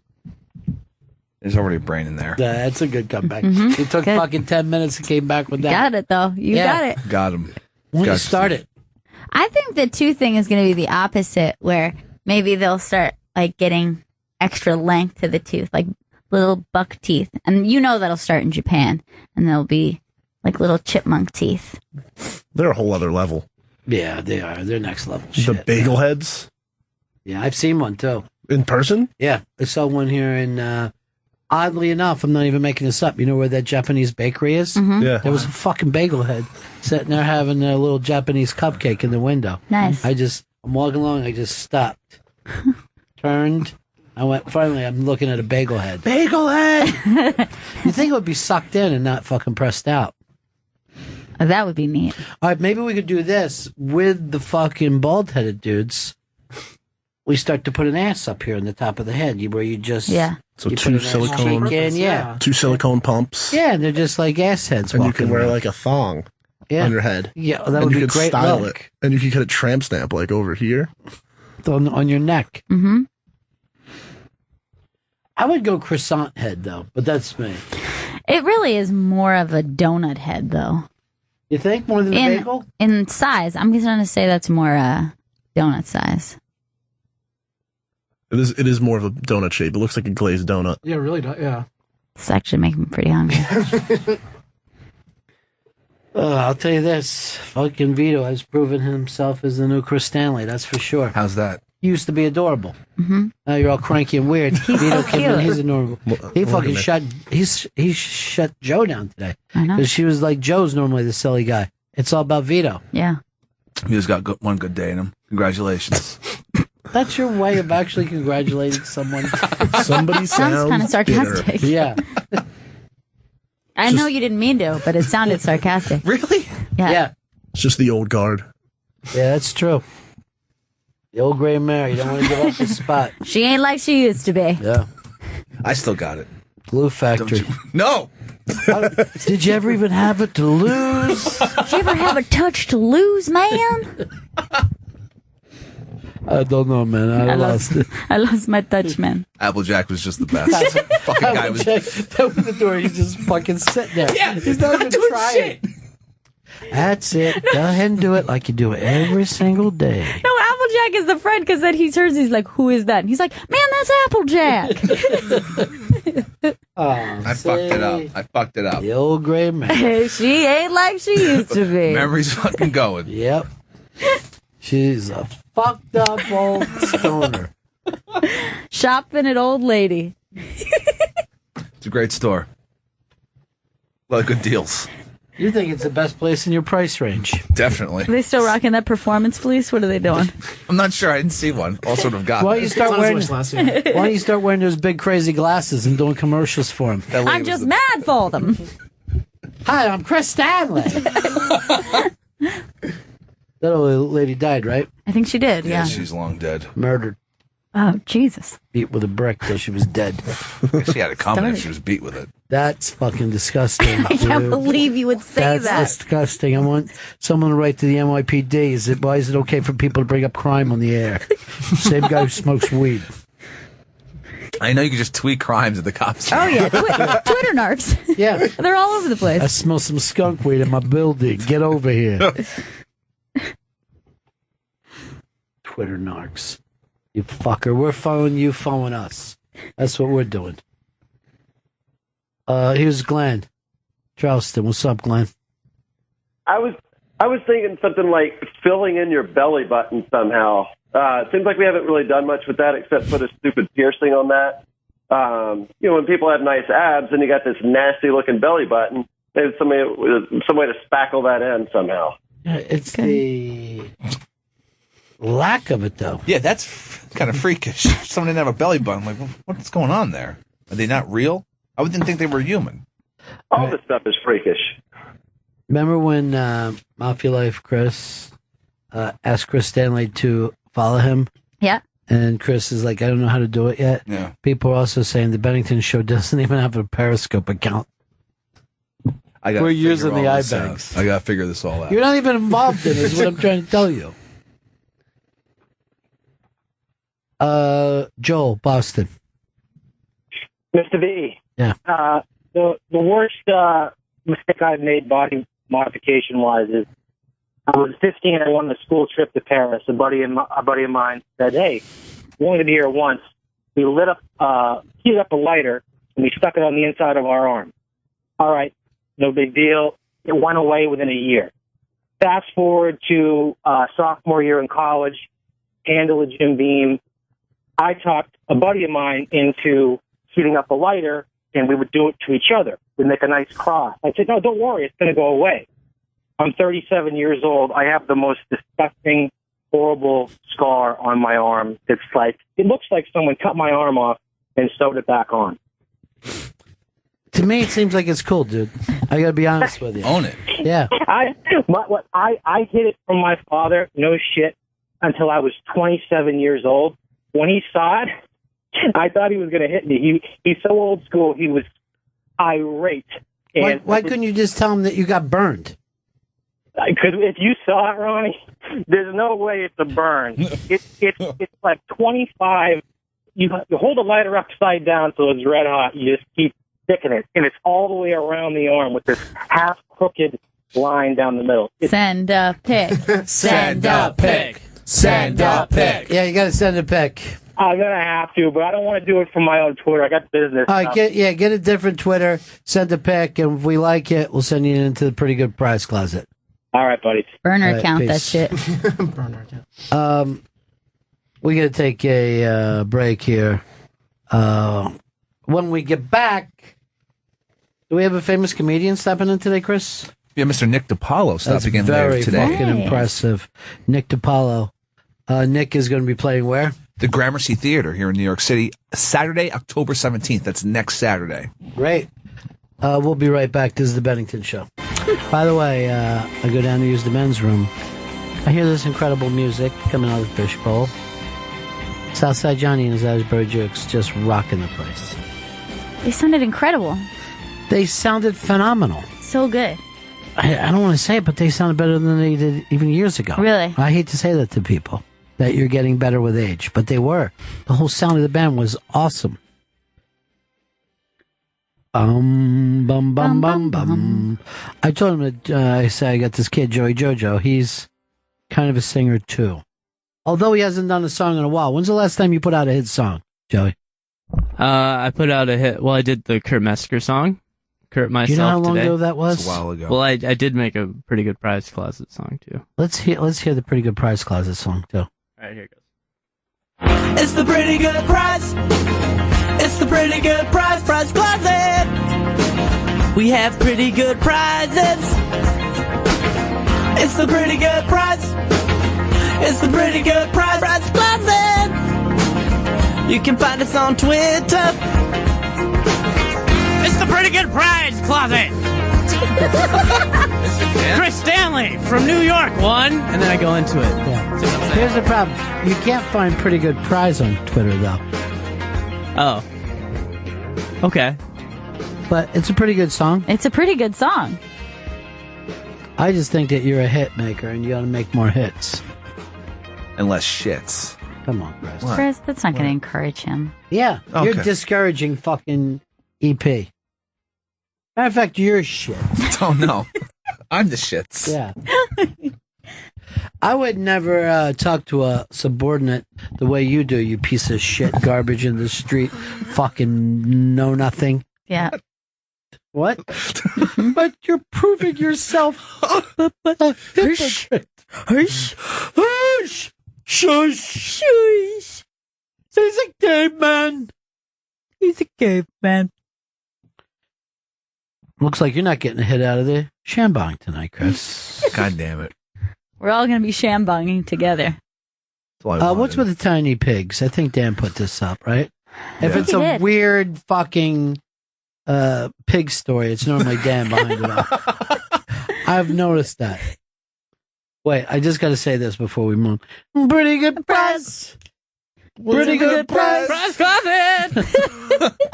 I like the little voiceover work you do at the end there with the... Come and get your prize right here today. What's wrong with this? They look like average-sized pigs to me.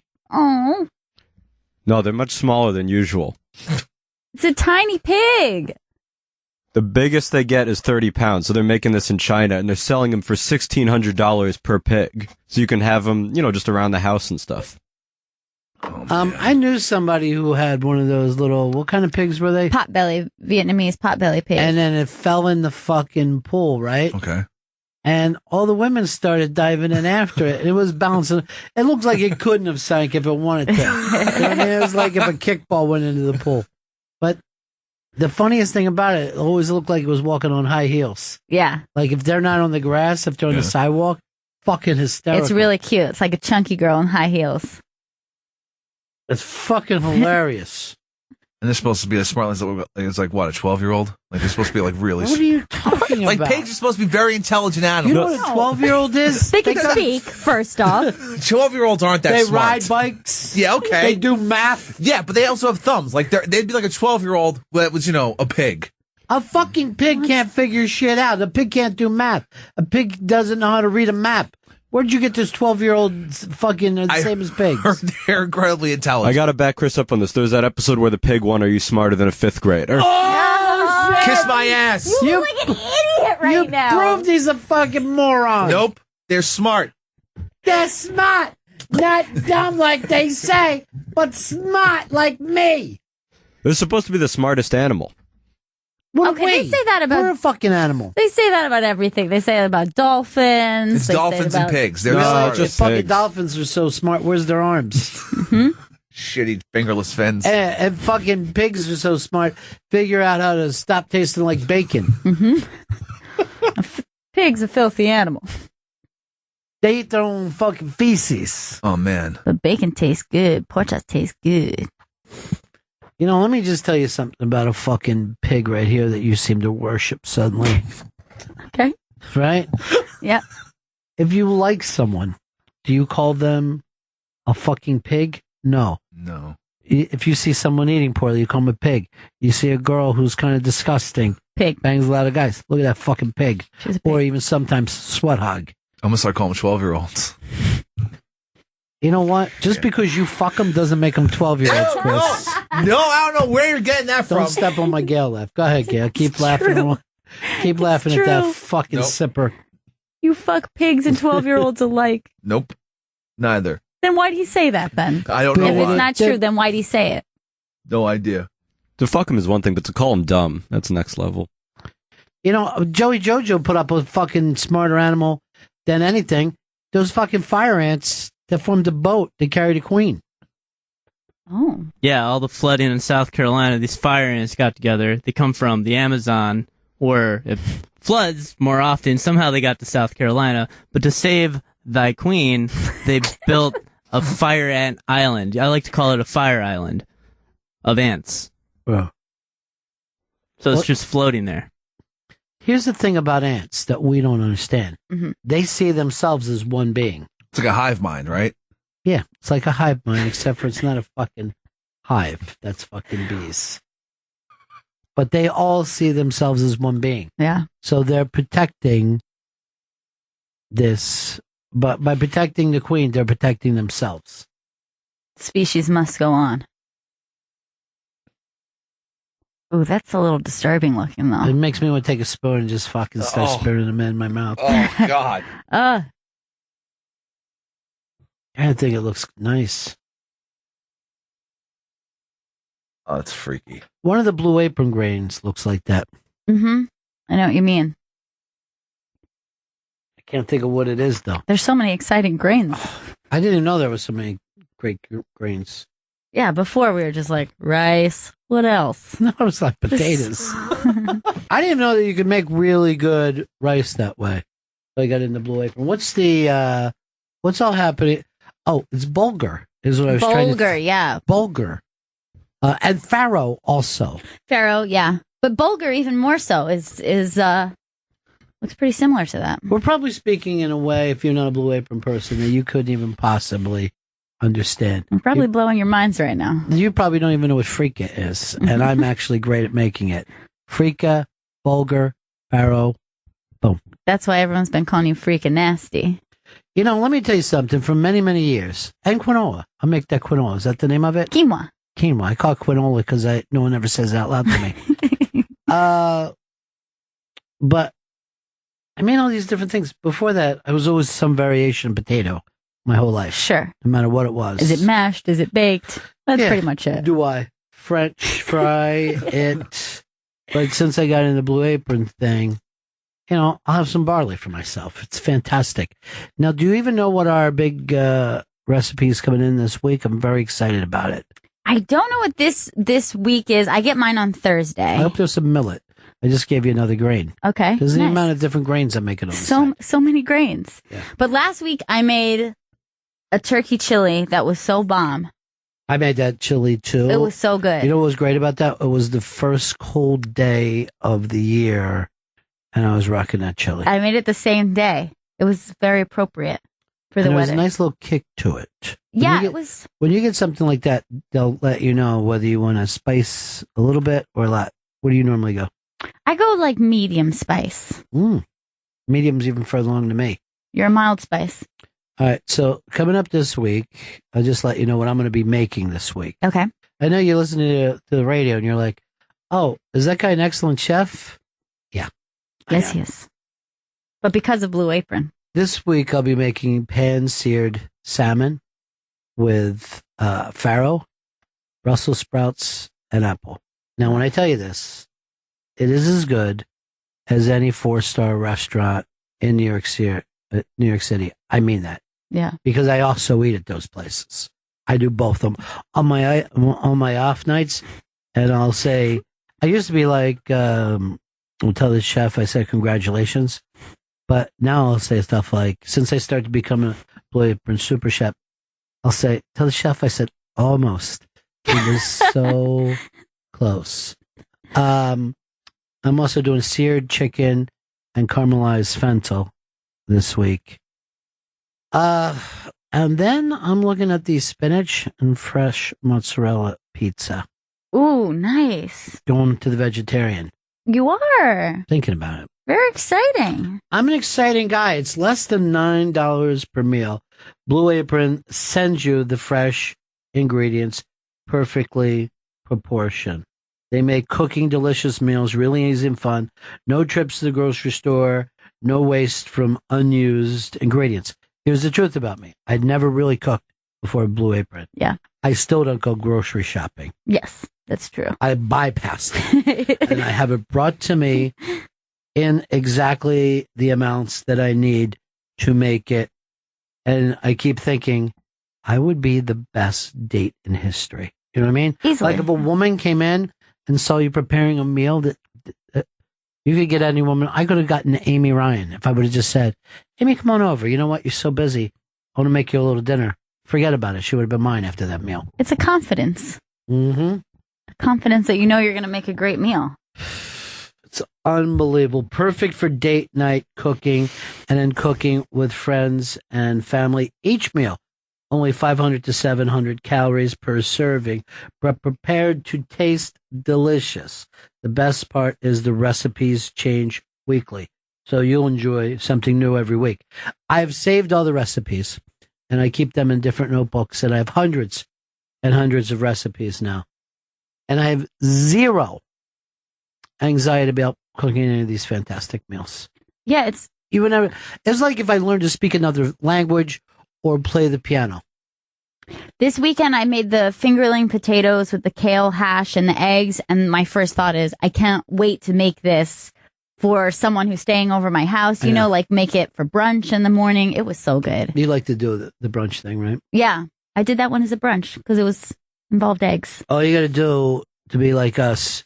And I know for me, like I said, I didn't cook. Gail, the reason why I told her about it is her anxiety came not from cooking, but from preparing to know what to do today. She was making a decision each night. You would not every day was a place of anxiety of what am I going to do about tonight? I got to go out shopping. What am I going to make? Am I going to make the same old thing? And that's not made up at all. That's why I recommend it to you long before we start to do anything. Yeah, because I always like to cook, but that to me was the worst part. Is coming up with the ideas and then also just like making the same food over and over. You get a staple. It was great. They've asked us to Periscope a Blue Apron segment on the Periscope for the Bennington show. That would be a blast. I go over to your place. Yes. We sit, we cook it together, we make a cooking show out of it. I love it. Let's do it. Your first 2 meals are free when you go to blueapron.com/rawdog. Dinner should be healthy and delicious. Get your first 2 meals free at blueapron.com/rawdog. And also you can send us any of your, hashtag Bennington Blue Apron pics. Yes, please. We'll put all of them up. We should put our meals up every night as well. I'm going to start doing it because I'm very proud of my my presentation as well. Well, presentation is a big part of it. Mm-hmm. I'll say that to waiters places. I'll go, you know what? It's a delicious meal, but remember, presentation. That's how I do it at my house. I now present you with your meal. And I just take the tops off. Everyone at the same time? There's one in wonder.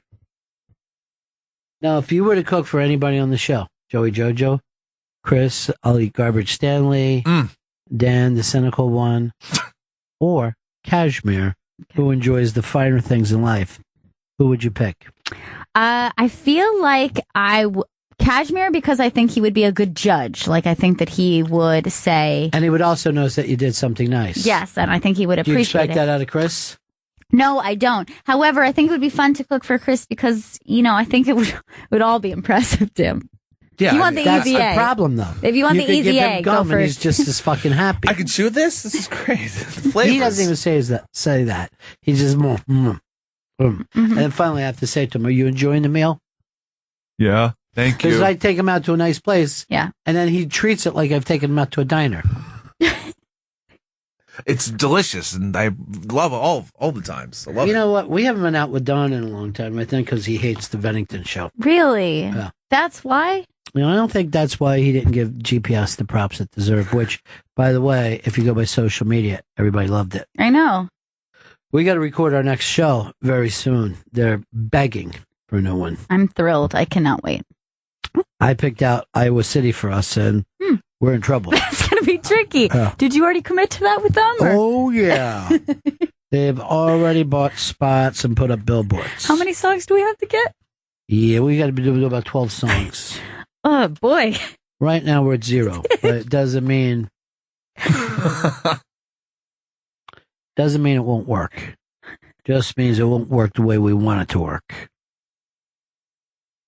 Who's coming in a few minutes, Chris? Mr. Nick DiPaolo. That's very, very cool. He's performing at the Gramercy Theater in New York City next Saturday, October 17th. Go to livenation.com for tickets. And on Twitter, it's at Nick DiPaolo. Chris, when's the third replay of GPS? Tomorrow at 4 p.m. on Thank you. Deep Tracks Channel 27. I love it. Mm-hmm. It ran again today. Yes, it did. Yeah. People were going crazy for it. I can't get Joey Jojo's song out of my head. It's a good one. Pretty catchy. Yeah, it is. I liked it. They put him back on the tops for me. Back They in put the him on the top of the charts. top pops, you call it. I guess I do. Mm-hmm. We got Nick. Is that what you're pointing at? No, Nick just signed in. I'm having Joe go greet him and bring him down to the studio. You don't trust Dan? I'm having Joe do it lately. All right. What happened with Dan? There were a couple of issues. Dan's a capable guy. Joe abandoned Amy Ryan today. They never fixed her headphones. I know. I saw that. So he's on my shit list.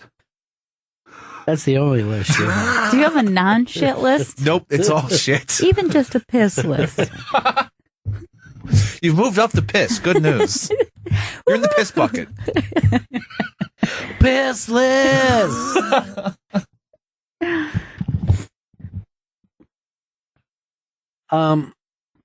Because Don wants to take us out in November, but where? Yeah, I'm not sure.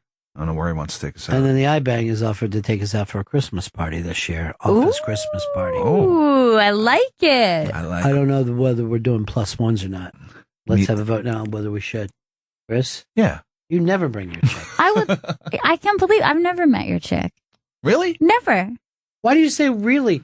The last time she was in here is when that Scottish punk band was in. Yes. Vaseline's. How many years ago was that? A while ago. And she came in with X was here. Yeah, X and Tarantino. She came in for when Tarantino was here. She seems pretty cool. Yeah, she's real cool. She seems cool. Vaseline's and Tarantino would be best friends. You know what she said to Vaseline's? You've been an inspiration. Thank you very much. That's so She said to John Doe of X. Well, what did she say to Vaseline's? You weren't an inspiration? That seems rude. Just don't bring that up. Do your chick have bands? Has she been in bands? Yeah. No, she was in music production though in college, but she wasn't like in a band. So how did they inspire her? I don't know. She just loves X. So does John Doe. We all do. I love Ecstasy. She doesn't like Exene though? No, she loves Exene too. She loves the whole. She didn't say shit to Exene. She said to John Doe, lose the fucking loser. You know what I'm saying? All right, Nick. Lose the zero, get with the hero. That's what she said. Pretty cool. All right, Nick DiPaolo's ready to go. Well, then I'm ready to see Mr. Nick DiPaolo. Show me more respect than 12. I'm like, that song sounds familiar. Nick DiPaolo, what's happening, buddy? A lot, I guess. You got a big show coming up at Gramercy Theater. Yes. Yeah. Please come out, folks. I saved my ugliness for New York City, so. I was in a good mood till I fucking left my house. I was in the city at 5 after 1, and I'm like, I'm not going to park in a fucking garage for $50 for an hour. So I go over to Broadway, and I see those signs, 6 hour max.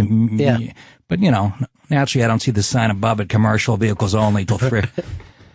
So I pull over on Broadway on the left side where you get an hour's worth. Right. But, so I can take and I look at it. It says, it maxes out at 213. So I'm going to get a fucking ticket anyway. So I get back in my car like a dick and get into this fucking death spiral between Broadway and 7th. I used every racial slur, every fucking cop slur, Mayor de Blasio, you goo-gobbling cocksucker.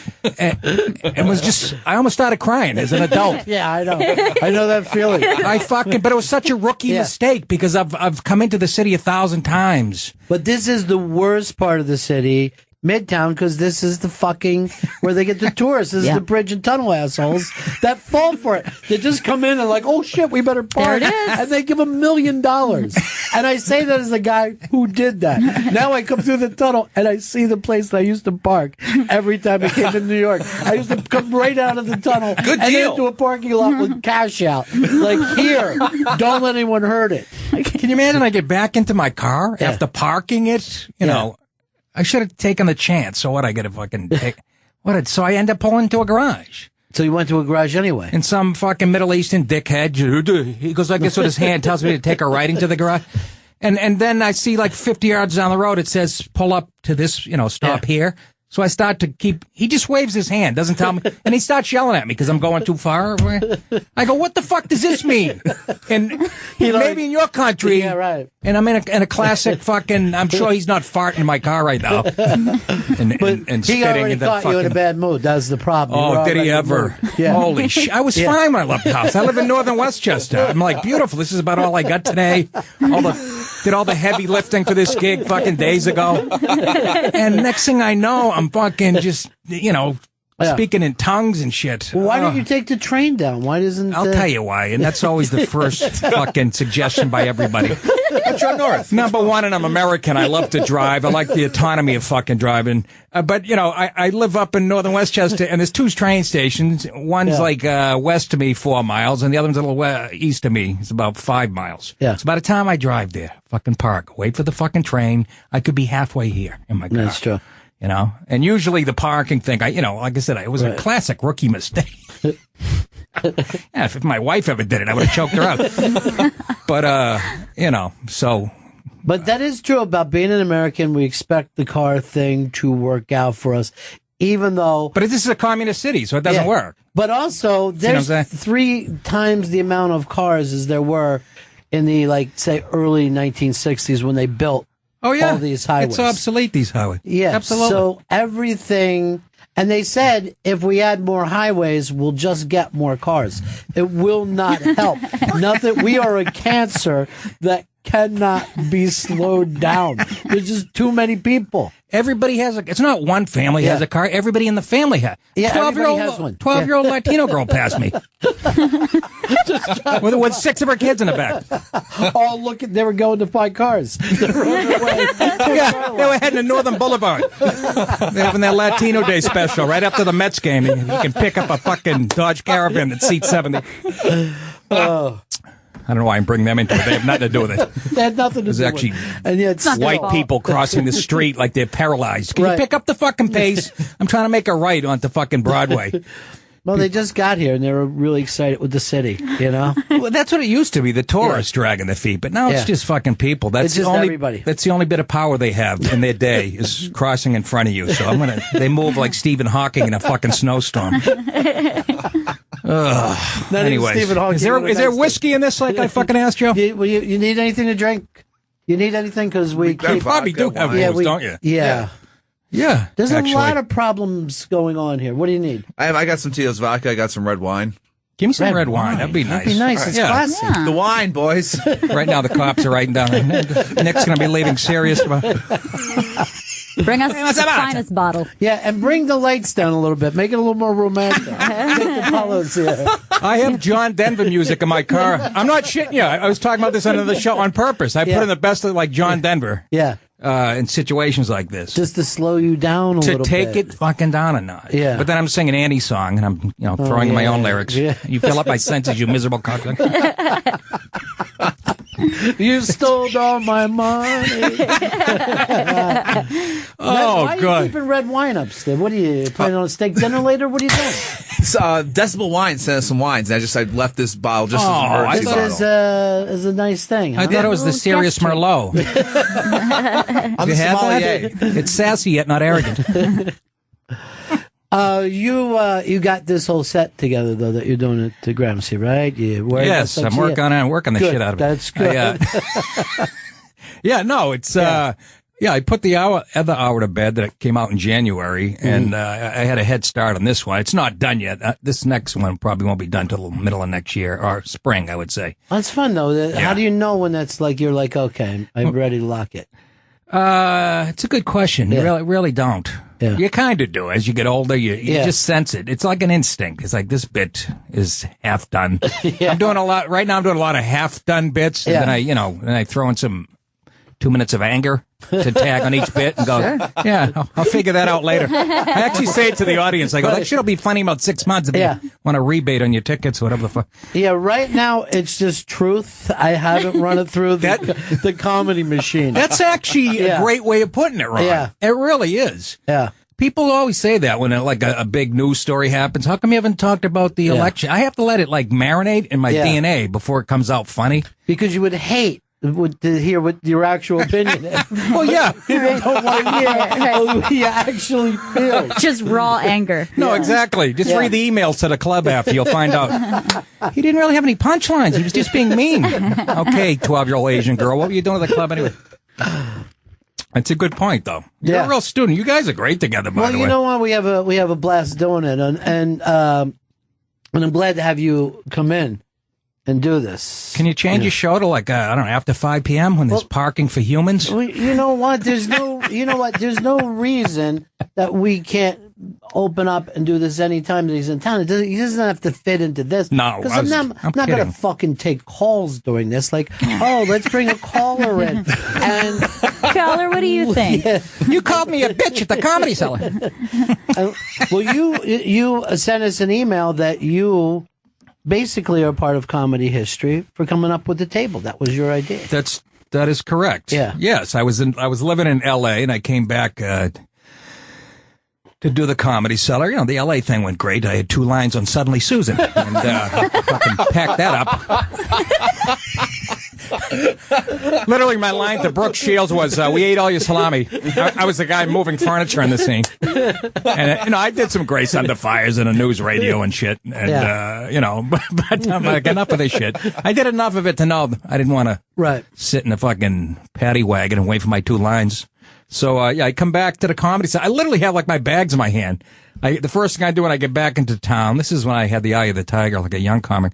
I go to the Comedy Cellar that night, and I'm waiting to do my set. I'm upstairs in the Olive Tree Cafe, and I'm standing amongst the riffraff at the bar. And Manny comes in. I go, Manny, I fucking love you, but can't you reserve a table in the back or something where we can sit and stuff? And that's why Manny was the best, Yeah. It's not a bad idea. I come in the next night. There's a reserve sign on the Yeah. You know what I mean? he loved comics and he took it serious like you do. Yeah, but see, that's and the then he thing. charged me for chicken wings. No, he didn't. Never paid for anything there. But that table now has, like if you go over to the Algonquin Hotel, they've kept that table where all the writers used to sit and bust each other's balls. It's basically the same table that we're talking about. Just took place in the 1930s. So who sat at that table, Ron, in the 30s? Well, it would have been Dorothy Parker was there. Funny broad. Where's the wine? Is she an actor? It's coming. They're getting a wine opener. What was his name? Thor. I can't think. Svensson? No, it was the humorous. But this table, and it went on about the same amount of time that we're talking, and that's when instead of like stand-ups being funny, it was people who wrote magazine articles. Like they were the people of that day. So it's at the time nobody, it was just a thing that happened. There were also a lot of play critics who their only reason is it's almost like they were roast comics, but they were put in the part of go to the play and rip everyone and write the fucking article. And it was really more about the criticism than it was the play itself, because people all around the country would read the criticism, but not necessarily see the play. So it was basically just a roast that went on for years and years and years. Yeah, well, this table has, me, Greg Rogel, Modi, not exactly Dorothy Parker and fucking Joe Svensson, but, and we just rip other comedians and, No, there's been a lot of great people that sit at that table. And, it became that's where, Tough Crowd was born. Yeah. So Colin was smart enough to sit back while we're all fighting amongst ourselves about politics and go, hey, this would make good TV. And basically that's what he did. He just took his friends on TV, he brought up a topic and let you guys just... Well, it was a little more than that. You're sort of describing Comics Unleashed with Byron Allen, where he goes, I heard you like sneakers. So I heard you were in Vermont last week. Hey, how about writing a segue, dickhead? That fucking show is an embarrassment. I watch that shit. It makes me ashamed to be a comic. Hope he gets this. We'll make sure. I mean, he's a good guy, but oh my God, I wouldn't go on that if they were filming it in my kitchen. If they do, that'll be a surprise. Where's the wine? Joe, where's the wine? Somebody stepping on grapes upstairs? We have the wine here. We are just looking for an opener. There's not one wine opener in this. I've seen people pounding wine in this place constantly. We're checking the Just Jenny office. They seem like or the Jenny Hud office. They seem like the type that would have an opener. I just saw Jeff the Drunk throwing up in the lobby. It shouldn't be that time. Wrong show, I realize. Difficult. No, that's all right. We're checking. All right. We'll have it in a few minutes. I used to step on grapes with my grandfather when I was a kid. Did you really? You believe that? How old school Ginzalone is that? How was it? When are grapes done? They're summer? Is it? He grew some. We did it in the spring. It was always around Easter when we stepped in the grapes. But he grew some, and he used to buy. A truck would pull up with like 800 boxes. Yeah. And my sister Donna fell in with her fucking Easter dress on. It was the funniest thing I ever saw. My brother Greg leaned into her. Yeah. Somebody pushed her. Yeah. And who gets slapped? I do. I'm stepping on the grape. But, well, I remember when I was a kid, it was either California or upstate New York. Those were the only real famous vineyards. Yeah. Now you can't go anywhere in the country. Doesn't matter where you are. Arkansas, there's some kind of vineyard tour. Is that right? Yeah, everywhere. It really exploded. Yeah. Okay. And I don't know what took everybody so long or whether something changed in that. Something about a Chardonnay from Minnesota really doesn't tickle my fancy. Let me try the Al Franken Merlot. Yeah. Taste a hockey blade. You're from Minnesota, right, Joe? Yeah, actually. Are you really, Joe? Yeah, I love Chardonnay. Now, what's the difference between like you growing up out there and when you moved to New York City? What was the biggest thing you had to adapt to or let go of? Public transportation was the biggest thing to get used to here. Instead or it of was the having your own biggest car? change. Yeah. Everyone drives in Minnesota. Everyone here walks. So everyone drives in every other city. In Chicago, people drive. They have inconvenient lines there. Yeah. Yeah. That's Minnesota. Minneapolis is my favorite city for comedy. Is that right? Acme Comedy Club. And I played the Pantages Theater, and they're great to me there. It's a great city for comedy. No, wait. You don't have a nice like a wine glass? You're No, bringing cups? What are we? We having a freshman I feel party like here? I've really fucked up the show. No. Huh? This is. Can we all have a glass? You know what? I'm coming down from my parking anger high. The thing is, you've come in and you've pointed out some weaknesses we have in the system. This has been very, very helpful. Yeah. Can I call Mayor de Blasio on the hotline? Boy, look at Gail going to the bottle like she didn't have a care in the world. I know. Jesus. Yeah. Nick's performing at the Gramercy Theater in New York City next Saturday, October 17th. No comedy, though. I'm singing and dancing this time. Go to I'm Live doing Nation. math questions. LiveNation.com. Yeah. LiveNation.com for tickets, and on Twitter it's at Nick DiPaolo. Yeah. That Now- looks delicious. What is that, Ron? That's a Pinot. That's a nice Pinot Noir. Now, Is this it is- really? I like a nice Pinot. Is it from New Zealand? It's from New Zealand, Decibel Wines. Yeah. This is I thought it was from San Antonio. Apparently they have it. This is a listener of ours, and he's brings it over. It's Decibel. Yeah. Clearly. Yeah. He's a listener of yours? Yeah, he's a listener, and he's also, so he goes around and does these tasting things with meals all over. Yeah, where Really? They, Just smell it. where they pair up all the different Let me- Decibel wines. Now, he made that this. reminds me of so many mistakes I've made in my life. Yeah. Are you a clean and sober guy, Well, too? to me, when I smelled that, I said, "Oh, this reminds me of 3 hours before I get a bindle."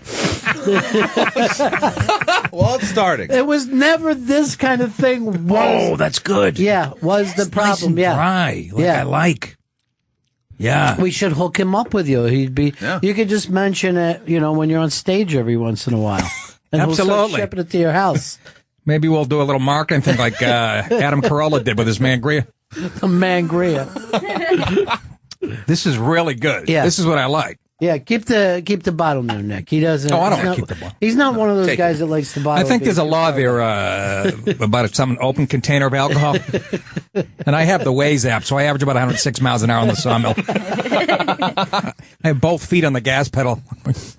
That thing is a trip. The Waze app. Is that not the best thing, Gail, ever? It's the best. You know where that was created? What's that? Israel. Is that right? Yeah. Well, Yeah. here's the thing, though. It just melts your phone, though. Like, you got to recharge your phone constantly. I keep it plugged in when You I got use to. it. It never stops, and it never stops talking to you. There's a cop coming up. I know. There's an accident over here. It tells you where the potholes are. I brought it into New York City. The lady lost her voice on the recording after 10 minutes. Fucking ridiculous. But, It's terrible. Terrible the streets are now. I came over the George Washington Bridge on the lower level a couple of weeks ago, and I'm like, this thing is going to give. I mean, we were just going over bumps, and you're above a river. I looked down, I saw a sail. I'm like, this is not. You're right. Yeah. You're right. Yeah. I'm just, the Waze thing. I went out to L.A. and I just relied on it. Yeah. And, I had lived in L.A. in the mid-'90s, but I hadn't been back. It's all good. The career's gone. And, and I just relied on it. And it was great because, L.A. traffic, it's just where it's like Times Square. I mean, and this thing was taking all these access roads through the hills and shit. Yeah. And it was unbelievable. Well, this is who hates it, people who live in those neighborhoods. Yes, that's Like, right. They thought they were living in a residential neighborhood, Yes. and they got people trying to make up time. Just coming down the street. They can't get out of their driveway. Gotta get your blinker on for a half hour. Just trying to get to work. I don't give a shit. I have an audition for Pepsi. 3 o'clock. What's more important? Stupid. I have an audition for Pepsi. The cops don't like it either, Ron. In No, LA of course they because don't. people are hunting cops now. Yeah. It tells where they are. So that's what they're doing. They're actually going to find cops. Based on- That yeah. was the fear. Yeah. I was told. Thanks, Israel. You fuck work. Well, over there, they're looking for Al Nusra, and you can almost understand it. I don't know which way you lean in that fight, but I'm in show business, so take a guess which way I lean. Yeah, I lean like all the bosses. Yeah, we got to raise money for them. I agree. Yeah. Well, I don't think either party has there's never been anything that unites the two parties like Israel. They all fucking love Israel.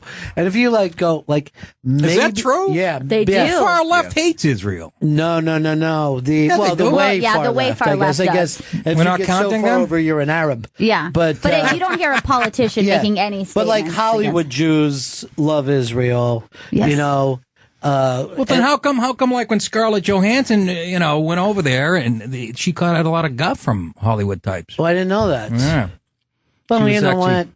She kind of let herself go a little bit. She had a baby. Her time has come. hard. We focus on 19-year-olds in this Yeah. country. You would be great to do a movie with Jack Nicholson. Yeah. The two of you in a love scene would be It's a beautiful fantastic. match. Yeah, it's basically like Anthony Cumia was a casting director. Is there anything hotter than a 19-year-old? Oh, seriously. Well, I think you could probably say the same thing. 18-year-old? Yeah, about men, but we don't think that way. Well, I know that's funny you bring that up. Yeah. When there'll be a young girl on TV and I'll go, God, she's, and my wife's like, hey, what are you, a fucking pedophile? I go, you gonna tell me you'd rather fuck me now than when you met me 21 years ago? Shut up. Right. Am I right, Gail? Don't you like, well, you're like, Gail, you're young. You like them, but I like a distinguished man. That's because you're in your 20s, right? is that because you've been trained that way, though? Or is it the I wine? wonder if we train women in one direction and Right. men in the other. that women are told to this is very attractive. Yeah, that's distinguished, you see, because we want our young girls to find somebody who's established. You don't want your kid to run off with some fucking buck-teeth elbow idiot fucking 20-year-old frat boy. You're like, no, find some old fucking dentist for yourself. Yeah, but girls now the thing, at least is how they portray it in Hollywood. Yeah. The Cameron Diaz is what she in her 40s now. Yeah. They want to fuck the boy toy now. Right. Right? That wasn't always the case. No. Well, Cher, can I ask how old are you? You're 20-something, right? You know what? Here's the thing. 18? She's in her teens. Now, Cher shit. was the first. Cher, Wow, I really fucked that up.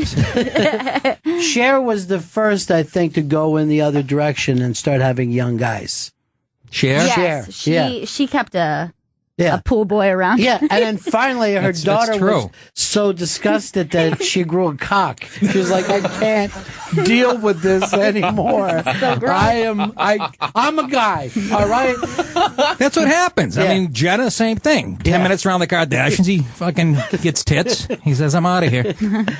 But that's a good point. Cher was sort of a pioneer. Caitlyn Jenner is so beautiful. I was just reading the paper. So Which one is she? I can't keep track. Caitlyn is Bruce. Oh, Caitlyn. Yeah. Duh. This is some good wine. Yeah. Yeah, Caitlyn still has a cock, so it's still Bruce, in my opinion. So you're not going to give her or him the No. thing.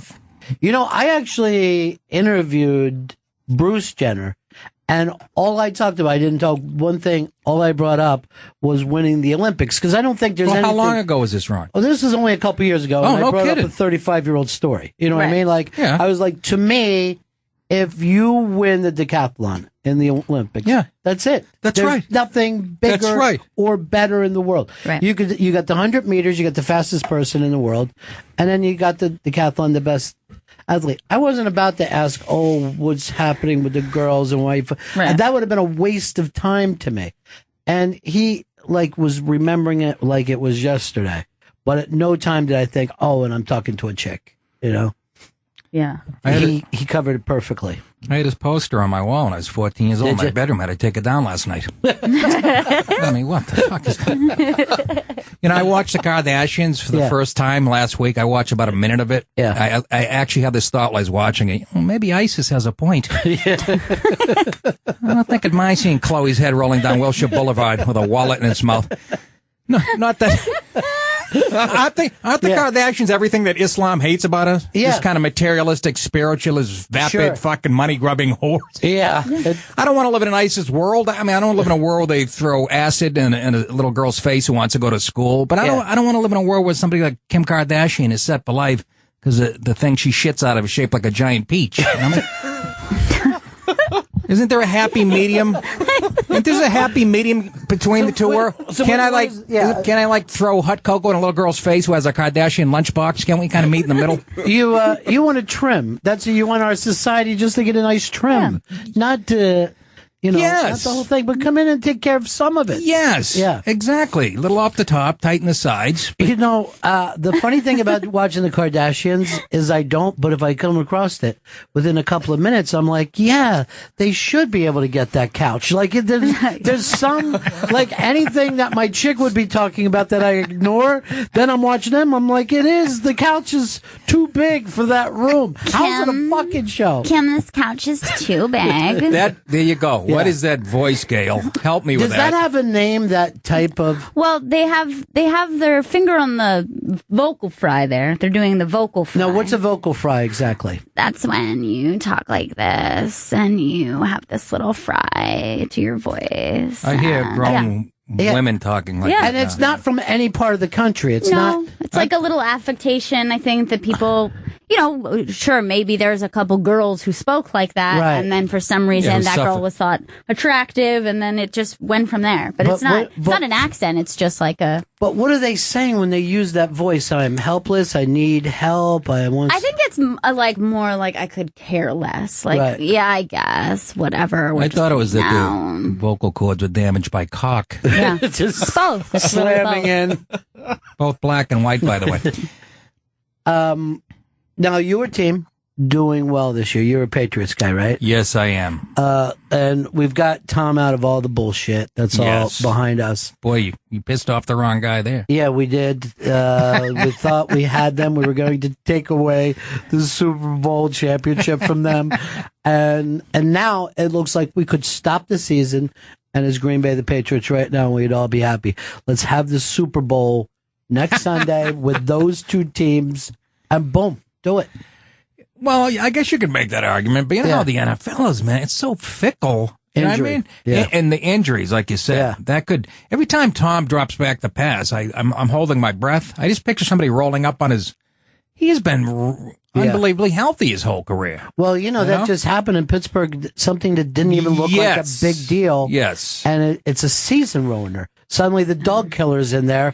You see his head's on a swivel. He doesn't know any of the fucking play. The dog? He's just fucking dropping back. And you can see his confusion. Like I had no idea I'd be playing. Didn't bother to give him the playbook. Yeah. Why? It's just run. You know what you do, Vic. Well, it's almost like Vic had that look like you ever go somewhere with a friend, like his friend's house in some weird neighborhood, and then your friend gets so drunk and you've got to drive home, and he's passed out, and you're like, I remember this. I think I wasn't paying attention. He doesn't know the fucking playbook. Oh, it's so dangerous. And I like Vic. Even after that, even after that horrible, he did his time, and he seems to me, I don't think it's an act. I think he really is changed.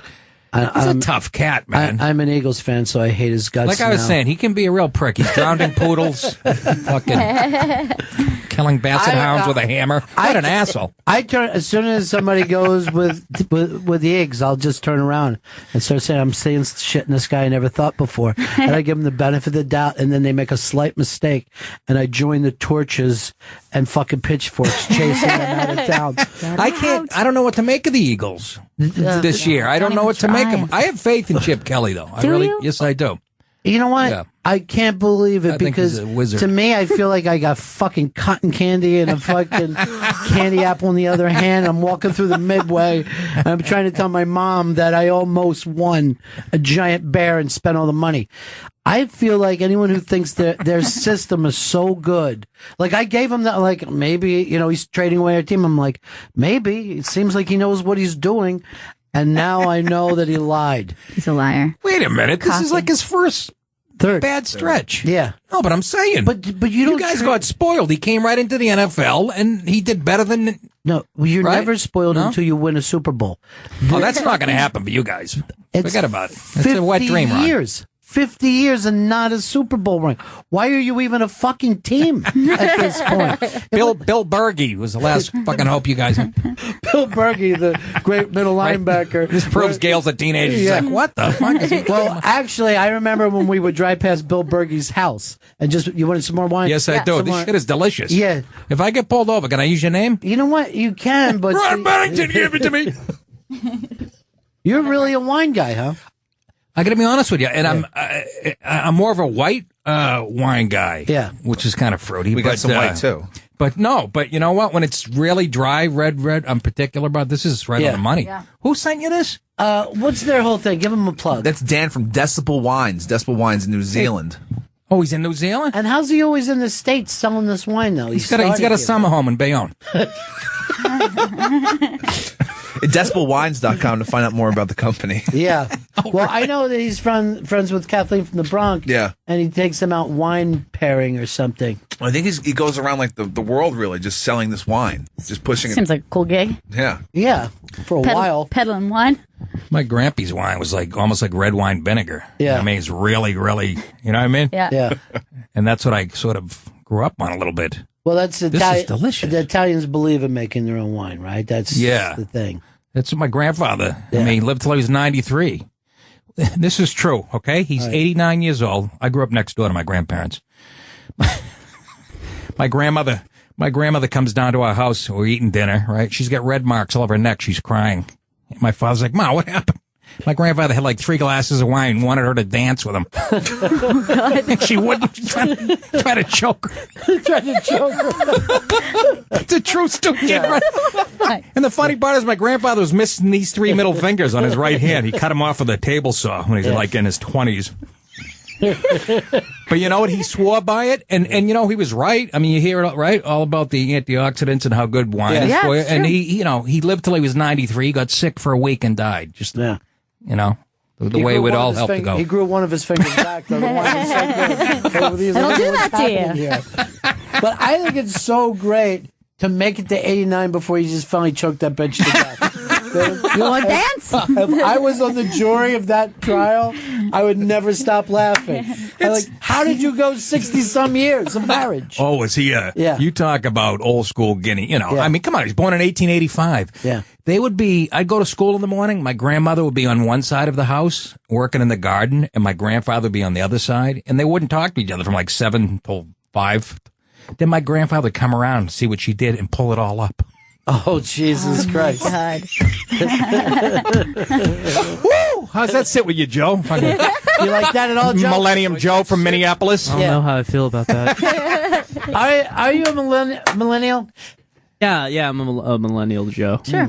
You're less than a millennial, right? You're like sub-millennial. I'm just You're a like little sub-millennial. Just a baby. Yeah. Now, Chris, what would your thing be? No, what do you like? X? I think Generation Y. I just missed the millennials, I believe. Wait, which generation? Is there Y? a Generation Y? I think there was, or like the computer generation. No. Computer generation is everybody. No. I'm telling You're you, hipster. it's the cusp. You're like the beginning of the millennials. That's what. Oh, okay. I guess I'm a millennial then. All right, but what was I heard a Generation X, but not Y. I thought Generation Y was after Generation X. I've heard Generation Y before. Y is what they were calling it for a short time. Generation No, Y. we looked at your is generation and said, why?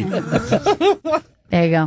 Hipster, I mean, I would say Pepper's more on the hipster side. Oh, yeah. And then it goes okay. millennials. So they- Generation Joe, how old Y. are you? You look like Chuck E. Cheese in this place. What are you in a? You're a He goes, are you "Stop it." growing up in a post-hipster world? Is that what you're saying about yourself? Yeah, millennials. I didn't know that. The hipsters are about 5 years older than millennials. Is that a generation? No, that's not a generation. That's like saying greasers were a generation. Oh, the greatest generation. I call the hipster generation the greatest generation, and I just feel like that's okay. There you go. Our greatest generation. Yeah, The greatest generation. The hipsters. Guys who grow goatees out of irony. Compare that to fucking Buzz Aldrin. It's the greatest. The greatest. A man who took a fucking tin can into space. You ever go down and see what that looks like? They have the museum in Florida. You could put 10 of those capsules in this fucking room. They were basically built right around their faces. Like little trash cans. Yeah, just little Space trash coffin. cans with clicks on it. Can you imagine that? No, all those guys had to weigh about 140. There was no way. Can you imagine? Yeah. And yet we haven't done anything that seems like even as slightly as impressive. These robots they send to Mars are bullshit. Well, you can't You're identify right. with it because it's not a person. Yeah. You know, I mean, like, I'm sure it takes a lot of technology to get there. But if a person was standing there, not a robot, we'd be freaking out. And now I think he's right. The robots are bullshit. But now we get refugees from Syria who pack them along. Yeah, we got them. Look at those Up and away. things. What is that? It looks- That's it. That's the Mercury. bullshit. Yeah. But get out of here. That's the top of it. Bullshit. That's what they came back in. No, that's a fucking smoker that you make ribs in. I saw that on Diners, Drive-Ins, and Dives. Look at that. That's what they went up in? Yeah. Are you shitting me? Well, that's It's like Oprah's yeah. IUD. And where's that at, Chris? Who's the guy fucking around with it? Because that obviously has come back. Is it? You know, that's not when they were leaving. They Is had the it guy on the top working of on a it? rocket. Yeah. It looks like they're on a ship of some sort. Oh, they used to take those guys and stick them behind glass for 2 weeks because they were worried they came back with space disease. Yeah. So they would just Yeah. be waving through this thing like, okay, we'll see you in a couple weeks. Yeah. It was amazing. Yeah, we let people in from all these third world countries without even papers. Next thing you know, they're serving me a burger at Wendy's. Fucking mother just died of Ebola. He's like, "You want cheese on that?" Well, that wine has a kick. Uh-huh, sure that does. wine has a real kick. Decibel wine. Please, Evan, trust me. I'm a jack and fucking water guy. This is just I'm on vacation, after this. Oh, is that right? Yes. Oh, nice. This is Kicking the it last thing off. I had to do. Yeah. And now you're taking a little vacation until your gig. Chris is employing Yes, it up I there. am. What's happening at the Gramercy Theater next Saturday, October 17th? Go to livenation.com for tickets, and on Twitter it's at Nick DiPaolo. Yeah, pound that out. Yeah. Because it's tough in the city to sell. Sure it is. I mean, they have a lot Yeah. of options. They Yeah. can go watch some lady lactate into a champagne glass for a quarter. Yep. Well, you said you've been doing the rounds. What else shows have you been doing? All the stuff in this building. Yeah, just it all happens in the same building now. I we used know. to travel around. No more. Just down the hall now. Yeah. It all is under some this is exactly what would have happened if the Nazis would have won anyway. You would have gotten to this thing where everybody worked for just one company.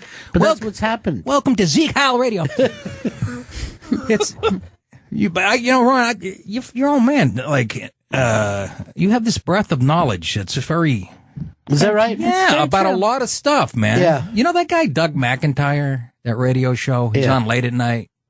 You know what I'm talking about? Not at Oh, you're all. looking at him my like you had a fight my with him. knowledge has stopped completely. Where does he do radio? He used to be on like WABC at Yeah, midnight. okay. He's been around a long time, but you remind me of you know so much about so many subjects. Well, it really makes for great radio, and I see why you blast it. Well, and Gail here is a little precocious too. For Yeah, her she age. is. Quite Right? precocious. But here's the thing: we got nothing else to do. There's nothing else that fills my day up. Yeah. Besides stuff like that. And for a You know? 12-year-old, That's how it should be, it's, right? Yeah. it's very exciting. Yeah. I love that you brought her in. She's yeah. When I first heard it, I'm like, oh, this is gonna suck. What is this broad Thank know? you. And then I'm listening. I'm like, Jesus Christ, she knows more than I'll ever know. Fucking Ron actually took care of this child. This is horrible. Well, then I never even bring this up, but Stanley's actually my other kid, and I Thank you don't do for- that because it was with a different mother. You're finally acknowledged. Is that right? Yesterday I was gonna bring up Chris. I just didn't have time. he had a suit on yesterday, Yeah. and suit? today he's back to sloppy fucking. He had to go to court. What did you yesterday. do, Chris? No, I had a deposition. Remember the steam pipe exploding like 10 years ago? Yeah. My mother was Of course, I caught. was working on it. Oh my God. I should be talking to him. I mean, a guy from Portugal in dress pants who were in an 8-foot ditch. Ever go by construction? I used to do that in high school. You working with guys, those foreign guys, they had like dress shirts on and dress pants. They're in dress shoes working a fucking 20-pound. So what happened? She was caught up in the explosion and was injured, broke both of her legs. And then, this has been like 8 years later with the lawsuit against Con Ed. So it's been an 8-year Was this thing. the one that like blew up the restaurant? Oh yeah, restaurant was destroyed. Some other guy got like 80% of his body burned. How was the other 20%? I think it was okay. Okay, It's good. like solid, like solid, healthy But skin. here's the thing. Said that like a real lawyer, right? Yeah. Did she hear it from 3 blocks away and then come over and do a slip and fall? No, is that what she happened? did not. That did not happen. She went in. How did she? Yeah, I've seen that. Everybody's seen that clip. Dove on the pipe. The heavy-set minority woman tripping over a box of Tide. Yeah.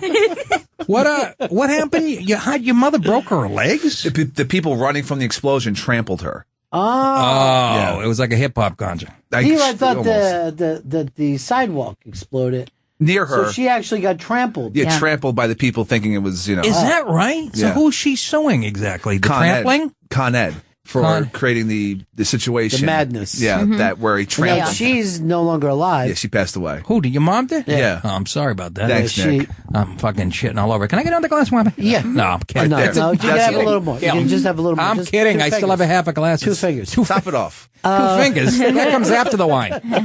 Now she passed away because of her injuries. Yeah, it certainly did not help her being all screwed up, and she lost her job through it, and just pretty much her life fell apart. And Honest to her God. death. Yeah. Sorry, that's horrible. Yeah. So that's why they give Chris $700. It ought to straighten everything out. we're prepared to give you $700 American. I'll take it. Done. You're saying they're not euros? This is great. That money I got for my mother's death, I spent it on LL Bean stuff. Yeah. No matter how much money they give him, it'll be going fast. Wait for it. Tax free. Oh yeah, tax free. Yeah. Is it tax free? Ooh, that's like $766. I've heard that it was tax free. But then how much you owe your lawyer? I think 10% or something. 10%? Something like that. Yeah. That's a good deal. Right? Because he must be a bad lawyer. Because a lot of times these guys will take a third to a half. Is that right? Yeah. For accident, they know it's all bullshit. Is that true? It's accident stuff, yeah. They'll set you up with the doctors and everything. Yeah, I'm suing some company for my pelvic mesh rusted. It's a problem. Yeah, there's a problem. I made a basketball hoop with my nephews out of my mother's pelvic mesh. Joe, what's going on in the other room? I'm in here laughing and I'm saying you're fighting in there. What the fuck? What's happening? He's fighting with a Mets fan. Well, Vito, he wants to do another street meet Beats today. This is what he's trying to pitch me. Yes. All right, so you want to do a Periscope after the show. Is that it? Yeah, he wants to do it with a guest. A certain guest. No, he can't come in and... Bob Dylan is not coming until like 4:30. Yeah, you're not going to come here and take a big, giant comedy legend like this. Yes. He's got things to do. Yes. He's not going to go off on Periscope. It's basically, Nick, he's saying, I want Nick to come out. I've got 2 fucking Dixie cups in a string, and I'm talking to my friends across. This is a giant comedy legend. We know. I was telling. Good. I saw the arms going back and forth. Good. It's the correct thing to say. I love when they call me a legend. I go, what the fuck does that make my old roommate, Louis C.K.? He's moved That's on. a legend. Yeah, he's moved on. But you And know Billy who, Burr. Who else you couldn't call Who I legend love. is Joan. She hated it. She would she didn't want. Oh, Joan Jett? No, Rivers. Joan Rivers. Oh, she Joan loves Jett loves being it. Yeah, called a legend. yeah. She loves rock and roll too. I don't know why. And but- pussy, I heard. Yeah. But here's the thing. How old is this song that you're putting a dime into in the jukebox? If you fucking put a dime in the jukebox, is it just staying at the bottom, Joan? And We're then not put getting another that. dime and then another dime. And I need that dime for the phone. I'm going to drop a dime on you kids. That's a good point. Yeah. Nick DiPaolo's in studio. I know. I'm looking right at him. He's also Oh, okay. You mean for the plug? That's a great idea. Yeah, plugs. Yeah. He's performing at the Gramercy Theater in New York City next Saturday, October 17th. Go to livenation.com for tickets, and on Twitter it's at Nick DiPaolo. And if Vito's you're leaving mad. what? He's leaving mad because Beat it, Vito. get out. Vito's Beat it. that's that Vito. Yeah. A lot of Mets fans are like you, O&A, Yeah. and the radio. A lot of Mets hats and a lot of. Well, yeah, they come out of the woodwork during this time. You know what I mean? Like, no one brings up the Mets. And then they go into the playoffs, and people are like, when I was a kid, Tom Seaver. I'm like, now? You're going to fucking bring this up? Never heard during you the say that playoffs? before. For the last 8 years, you never mentioned it. I remember sitting on my grandfather's lap. Tom Seaver was like, You're lying. okay. You're lying. I got you. Where, you're a Yankees fan, right? Yeah, that's right. It's been a long time since 2009. 2009. This is incredibly long for a Yankee. And it's been 2 years since they got to the playoffs. This is the first time in 3 years. 2009, the fucking trainers were doing roids. Yeah, it's true. Great. It was a great team. Everybody on that team. I loved them. Where's Chris from? You're a Queens guy, I'm right? Queens. You should be a Mets Queens. fan. Yeah. I hate when I meet somebody from like Dallas. I'm a Yankees fan. I hate that, front too. running cocksucker. Go back to Dallas. Yeah, I know someone from Brooklyn who's a Cowboys fan. None of that shit makes sense. Yeah, Keith Robinson's a big Cowboys, and he's a Philly guy. Yeah, well, see, there's always people like when Monday Night Football, the 70s teams, if you were little during that time, you liked anybody with a fucking shiny helmet that won. This fucking guy is so right on the money. That's exactly right. I'm guessing Keith Robinson had like a lamp made out of a Cowboys helmet that his mother got him at Walmart. He just stared at it. Yeah. I like it. But no one ever is like, oh, in the 70s, I was watching the Browns game and I fell in love with them. It's always the Steelers, Cowboys, and Raiders. Always. I loved the Raiders as a kid. Yeah. I was a Patriots fan, and they cheated us out of an AFC championship like in 1976. And this is so funny. I'm talking to him like an 18-year-old. And then they paralyzed one of our receivers, and they had that reputation for being dirty. And my old man was a typical kind of Ginzalone. He always liked the bad guys in the movies. He was always like a Raiders fan. So you love the Stingley hit. You're like, oh, I didn't love it. No, that made me that made me sad. Yeah. But I was a defensive back, and and I was like, this Jack Tatum is a motherfucker. Yeah. And then I read his book, but I love that bad boy image. That's why I'm living a wet dream here with the Patriots. Sure. I mean, they were my team, but they were a laughingstock till 1985. Yeah. They were a laughingstock. And now that they're a dynasty and they're hated by the country, like the Raiders were, it's exciting. I'm living a fucking wet dream. Even like you said until 85, then they went to the Super Bowl and became a laughingstock during the Super Bowl. That Super Bowl trouncing that they took was so god-awful. That's the best defense in the history of the league. Don't you think so? Oh, well, it's the team that should have been a dynasty. You know what I mean? They should have had such a long run with that team. The Bears, you're done. Yeah, the Bears were unbelievable. And now all people talk about, of course, is the 49ers because, they got the 4 rings. But that one year, the Bears, everybody went, well, we know who's going to win this year. We what happened? We knew it. Did we just looked, and they didn't even have a quarterback who was going to go into the Hall of Fame. That's a tough thing to do, to win the Super Bowl without a Hall of Fame quarterback. But it's a rare thing. But they had a defensive tackle playing fullback. Yeah. Remember that? They were just rubbing it in. They had the fridge. 5'10", 411 pounds. In the meantime, they wouldn't give the ball running sweetness. off tackle. A guy who carried them through all their bad years. Guy only had 8 years left to live. Give him the ball. And they go like this. Oh, we would you would get your Super Bowl TD. We're doing a joke right now. So line up with the rest of us and laugh. We're doing a Look joke. Look at Fatty run for a fucking touchdown. It was fucking horrifying. Tony Easton was playing like a fucking girl. Somebody tackled him by his skirt. He would just feel pressure from the back, and he'd fucking fall down like a fucking unbelievable. It was like Boy George trying to run the oven. There's a reference from the early 40s. It really is a nice. By the way, he's in here now, and he does the shave down. Boy George completely shaves everything down. So no one ever Seriously? does. Yeah. Even his pussy? Yeah, I think even his vagina's shaved. I didn't ask him because I know he had melted some wax on his head.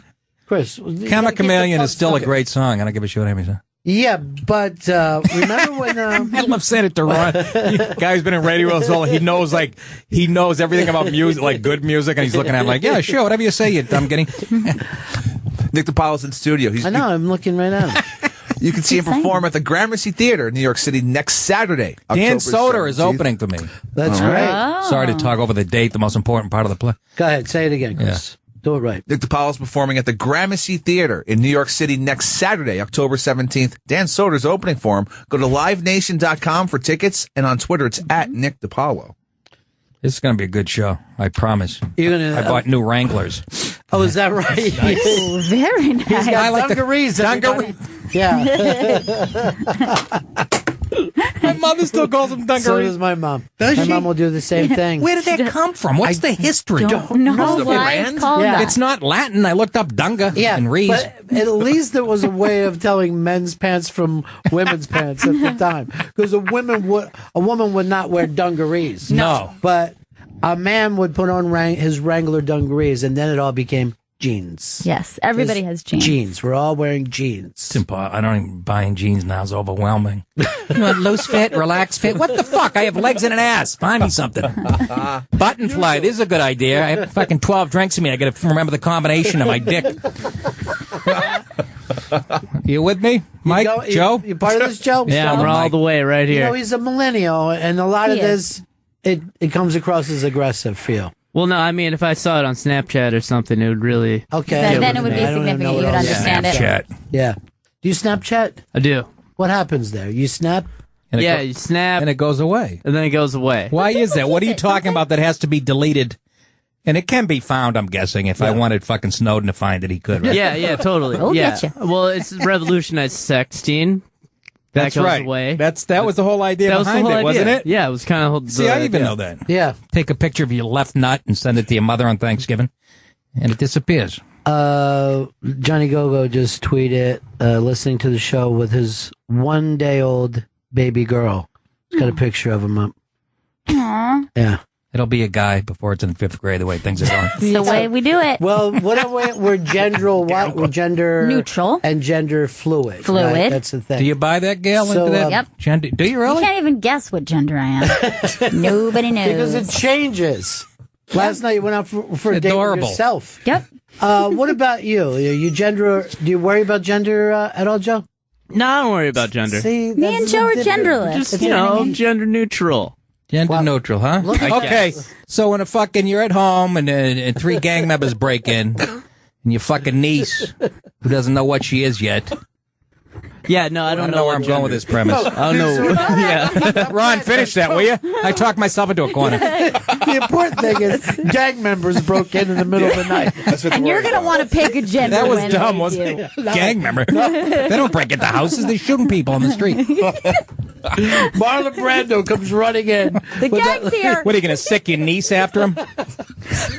Now you got it. Or nephew. That's it, right? You pulled your way out of that. Hey, Dawn. No. Put down the nunchucks and the fake mustache and get after this fucking bad boy. All right, we're gonna wrap this up. And Nick, Oh, really? As always, yeah. Holy shit! Then you're just so goddamn funny, Chris. Where's Nick going to be performing? Nick's going to be performing at the Gramercy Theater in New York City next Saturday, October 17th. and on my wife and the Finger Lakes this week. But listen, The finger lakes. Go to livenation.com for tickets. and go to nickdip.com. NickDip.com. I have other gigs. My schedule's up there, and listen to my podcast. Can I say that? Yeah, you can say whatever you want to say. Sure. Of course. .com, and that's picking up steam. It should be making me money in 2036. All right, we'll see you guys all again in 1974. Ladies and gentlemen, the evening is over. We hope you all enjoyed yourselves, and we'll see you all again in 1974. Good evening!